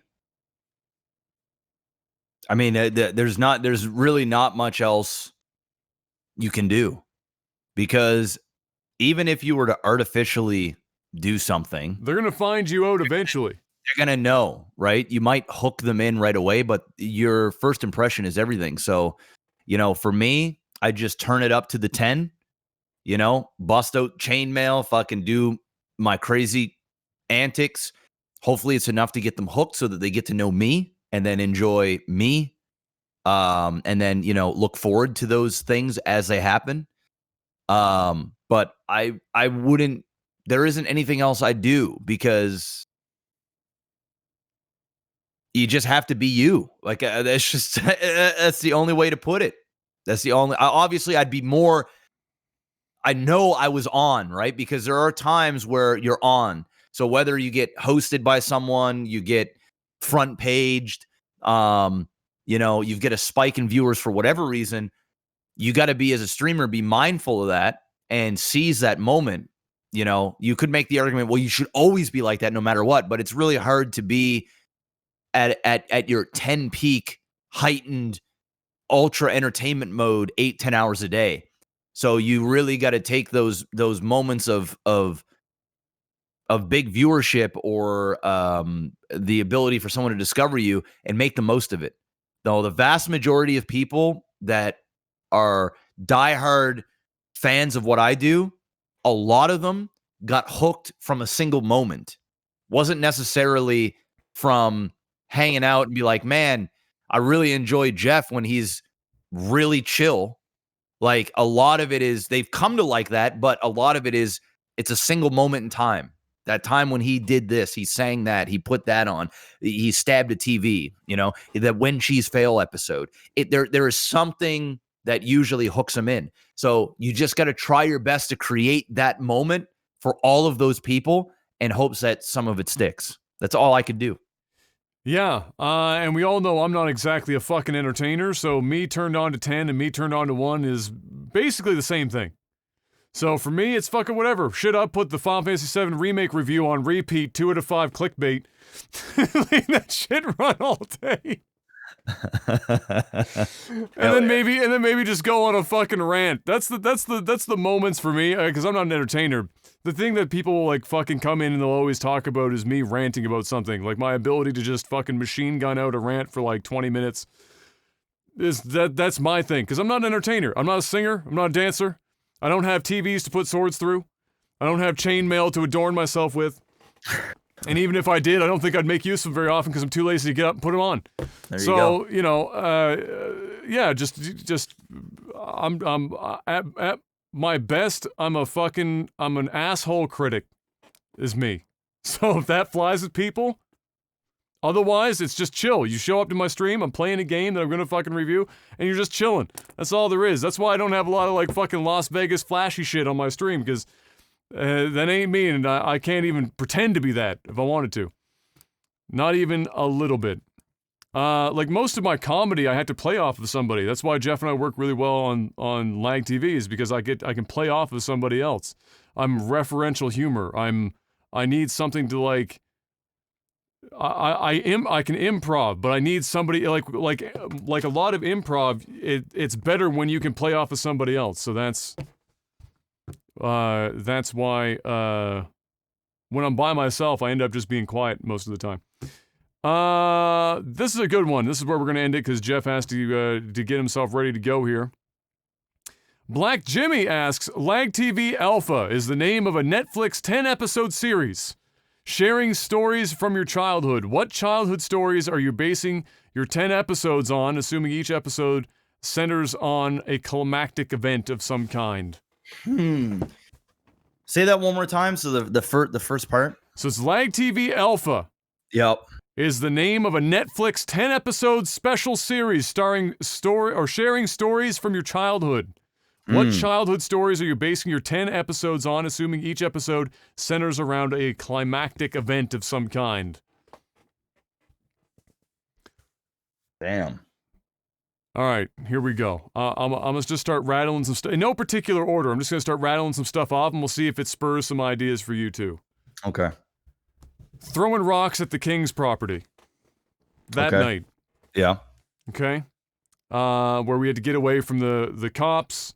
That whole thing. We were changing clothes, walking down the street. That whole fucking. We ran through the back of the woods. Everyone ran off that rock, and like it was so dark nobody could tell. So it was just one person dropping off after the other. I ran directly into a tree. So that was definitely one. You jumping into the bush next to the house because the guy brought the dog outside and was looking for people with the dog. So that's one. Two, I mean, you have to include the fucking fruit fly episode. Yes. We talked about it last week. It has to be in there. Yes. Let's see. We're just going for like the most iconic story. The childhood moments that could like create a 10-episode series with. Obviously, Diz's dad coming back to fire. Obviously, that's got to be one. Flies, the rock situation. I'm gonna say your nuts getting smacked off the bike. Yeah, me running into the back of the park car and fucking my balls up. We got to go with the paintball shooting. I'm gonna say our beak lighting himself on fire. Yes, also very good. It's definitely a good one. If you don't know that story, I'll give you the short version of it. One of the guys were dumb enough. We found a 2-liter bottle of like a 2-liter Pepsi bottle that for whatever reason had gasoline filled all the way to the brim. And so we did what anyone would decide to do at that age, and that's start a big ass fire. So we went to a place called the Pit, and we started a big ass fire. This was at like fucking 11 o'clock at night or whatever. And this guy picks up the bottle and decides he wants to write his name in gasoline so that it looks cool in fire. What he doesn't do is write it in gasoline first and then light it on fire. What he tries to do is start from the fire and write his name. Not knowing, or being wise enough to know that the fire is going to skip directly into the bottle, explode, and catch his entire body on fire like he was some sort of B-movie fucking stunt double running around a set. He then ran away from the water that was in the area and didn't roll for a while, losing his eyebrows, getting burns on both legs, and subsequently no longer being able to hang out with us for the remainder of his teenage years because his mother thought we were all psychopaths because her son was stupid enough to use a bottle of gasoline to try and write his name in the dirt. So that's one. I'm gonna say, man, what are childhood ones? Building our last camp. That was the 2-story that we may or may not have co-opted some lumber in order to do in broad daylight. Just a fucking row of children like worker ants carrying fucking 2x6 out of a fucking lumberyard across a highway in broad daylight, and nobody questioned it. And then we built a 2-story camp that was the size of a house.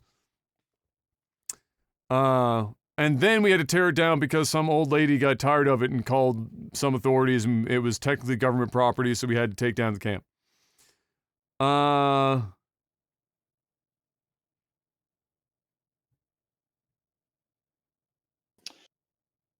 Fuck. Street Wars episode. Remember the Street Wars episode? We had the Street Wars episode. We all had weapons.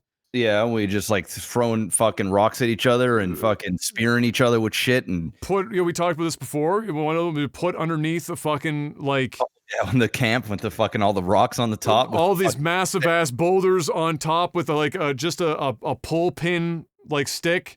And they were like, we took captives and put them underneath there with the threat that if you moved, we'd knock the stick and the whole thing would come down and you'd be like crushed by fucking boulders. Bro, I'm telling you right now, man, when my son gets a little older and he's, he's a teenager, like a young teen, I'm going to be like, bro, I know what the fuck y'all do out there. Don't do any of that stupid fucking shit because I'm not going to feel sorry for you when you're all fucked up and I got to take your ass to the goddamn hospital because you're doing some dumb shit. Yeah. Diz threw a knife into my knee. Yeah, that's great. During the Street Wars. Awesome. Had a pocket knife and he threw it like he was trying to be a ninja star and went into my knee. Bro, there is so many. Dude, that's why it's imperative that we be able to sit down and rewatch some of these old episodes. Because I'm telling you, the amount of cringe and just lulls in that series would be, dude, the shit is going on 10 years old. We're going on a decade. Come October 28th, it'll be a decade since we created Leg TV. November 1st, first video comes out. And by February, I think it was February, we had When Cheese Fails 101. Yep. And it was all downhill from there. You know what the last episode is, Jeff? This is the day that we found all the guys in Diz's bedroom watching porn together and just fucking spanking it, and the windows were steamy and we couldn't find them anywhere on the street. We went to find them. And one guy pops his head up from underneath the fucking curtain at the window. What the He was like, yeah, what do you guys want? Like, you guys gonna come out and fucking hang out? And then we found out later on it was like a bunch of dudes. One in the top bunk, one in the bottom, one in the computer chair, one on the other side. Everyone's got blankets over themselves just fucking watching porn. What the fuck are you idiots doing? It's a great way to end the 10-episode series. Yeah. What's suspense? Yeah, Brian's blanket story. Did you hear that? It's like part of the fucking Shitty Games Done Slow. Brian's telling a story where it's a similar story actually, where a friend of his or whatever, when he was younger, teen, whatever, and he had a bunch of games. He had like a bunch of systems, and Brian like he asked Brian want to come over and hang out, play some games. Brian was like, yeah, I want to go over play some games, get all these consoles and shit. He goes over and he gets there. He's not playing games. He hauls out 2 blankets and he hands one to Brian, and he turns on support, and Brian's like, what the fuck do you expect to be happening here? And he was like, it's not gay. It's like, this is not gay. We both got blankets over our dicks. Brian's like, bro, you got the wrong idea. I just want to play some games. Video games, bro. This is not the game I came here to play, bro. God damn. I came here for some gaming. Give me a blanket, bro. Fucking straight hands of a blanket.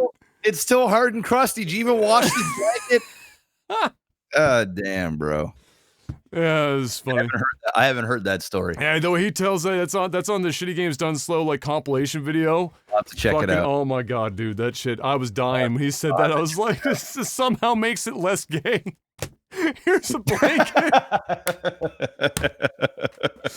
Here's a blanket. Let's watch some porn together. I'll pass, bro. Well, Thank you. The question that came into my mind was like, if he did this with you, how many other people is he trying this with? Just inviting everybody over to fucking play some video games and get you in the house. It's like a little mini predator coming over here. Let's grab the blanket, bro. I'm not cold. Prepare your body. I got the good stuff. And you know, the porn back then is probably like fucking VCR, DVD. I don't even know. I've been downloading this shit on LimeWire for 4 days, bro. Waiting to see You're not gonna believe it. I got through all the Trojan horses and I got to the good stuff finally. It was under Soldier Boy Tell 'Em. Wasn't even the song, bro. Wait till you see the video. But it was a pleasant surprise. Here's a blanket. Here's a blanket. You're gonna need it. Oh, fuck. That's Yikes. funny. That's funny. Anyway, ladies and gentlemen, that's another Technical Health Podcast. We're out of here. We'll see you guys next week with some more gaming news and probably God knows what else that will involve sex analogies. Hit the like button. Yes. On YouTube. Smash the like button and rate us if you can on iTunes, if they even still allow you to rate things on iTunes these days. And of course, send us a comment on YouTube if you can. Along with that, like, goes a long way. Seriously. It's the only thing that matters on YouTube anymore. It's the only thing that matters. The only other thing you do on YouTube is make, like, fucking clickbait titles with clickbait thumbnails and just, like, debate people into content. It's garbage. Dude, likes on YouTube everything literally gets you views. Like, if you don't get likes, your content doesn't get shared. Like, if you go to, I challenge you guys, if you go to any YouTube video that has like hundreds of thousands of views, tens of thousands of views, they have thousands of likes. I mean, even thousands of dislikes doesn't still matter. help you. It's just engagement. That's it. It's their only metric. It's crazy. Yeah, it's wild. So like, if we have 4,000 people watch a video, like watch the podcast on YouTube, and 2,000 of those, half, hit the like button, the podcast is gonna it's gonna go up so much faster. That's why every YouTuber's like, it'll really help me if you just hit that like button, take a second, hit that like, ding, ding, ding, ding, ding, ding, ding. And it's the channels that they train to actually go and hit the like button as soon as the video comes out. That's the ones that grow. It's the people that are watching the stuff. If they don't interact, they don't leave a comment, they don't like a video, then, you know, essentially you're just watching the content. It's not getting shared. It's just how it is. It's sad, but it's just the way it is. It's not how YouTube used to run, but it is now. Anyway, ladies and gentlemen, thank you so much for watching and listening, as always, and supporting us on Patreon. It means a great deal. We'll see you guys next week for another Technical Alpha podcast. And until we do, stay safe out there. For the love of God, wear a fucking mask, you asshole.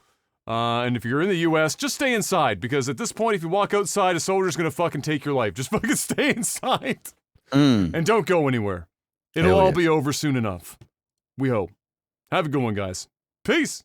Peace out.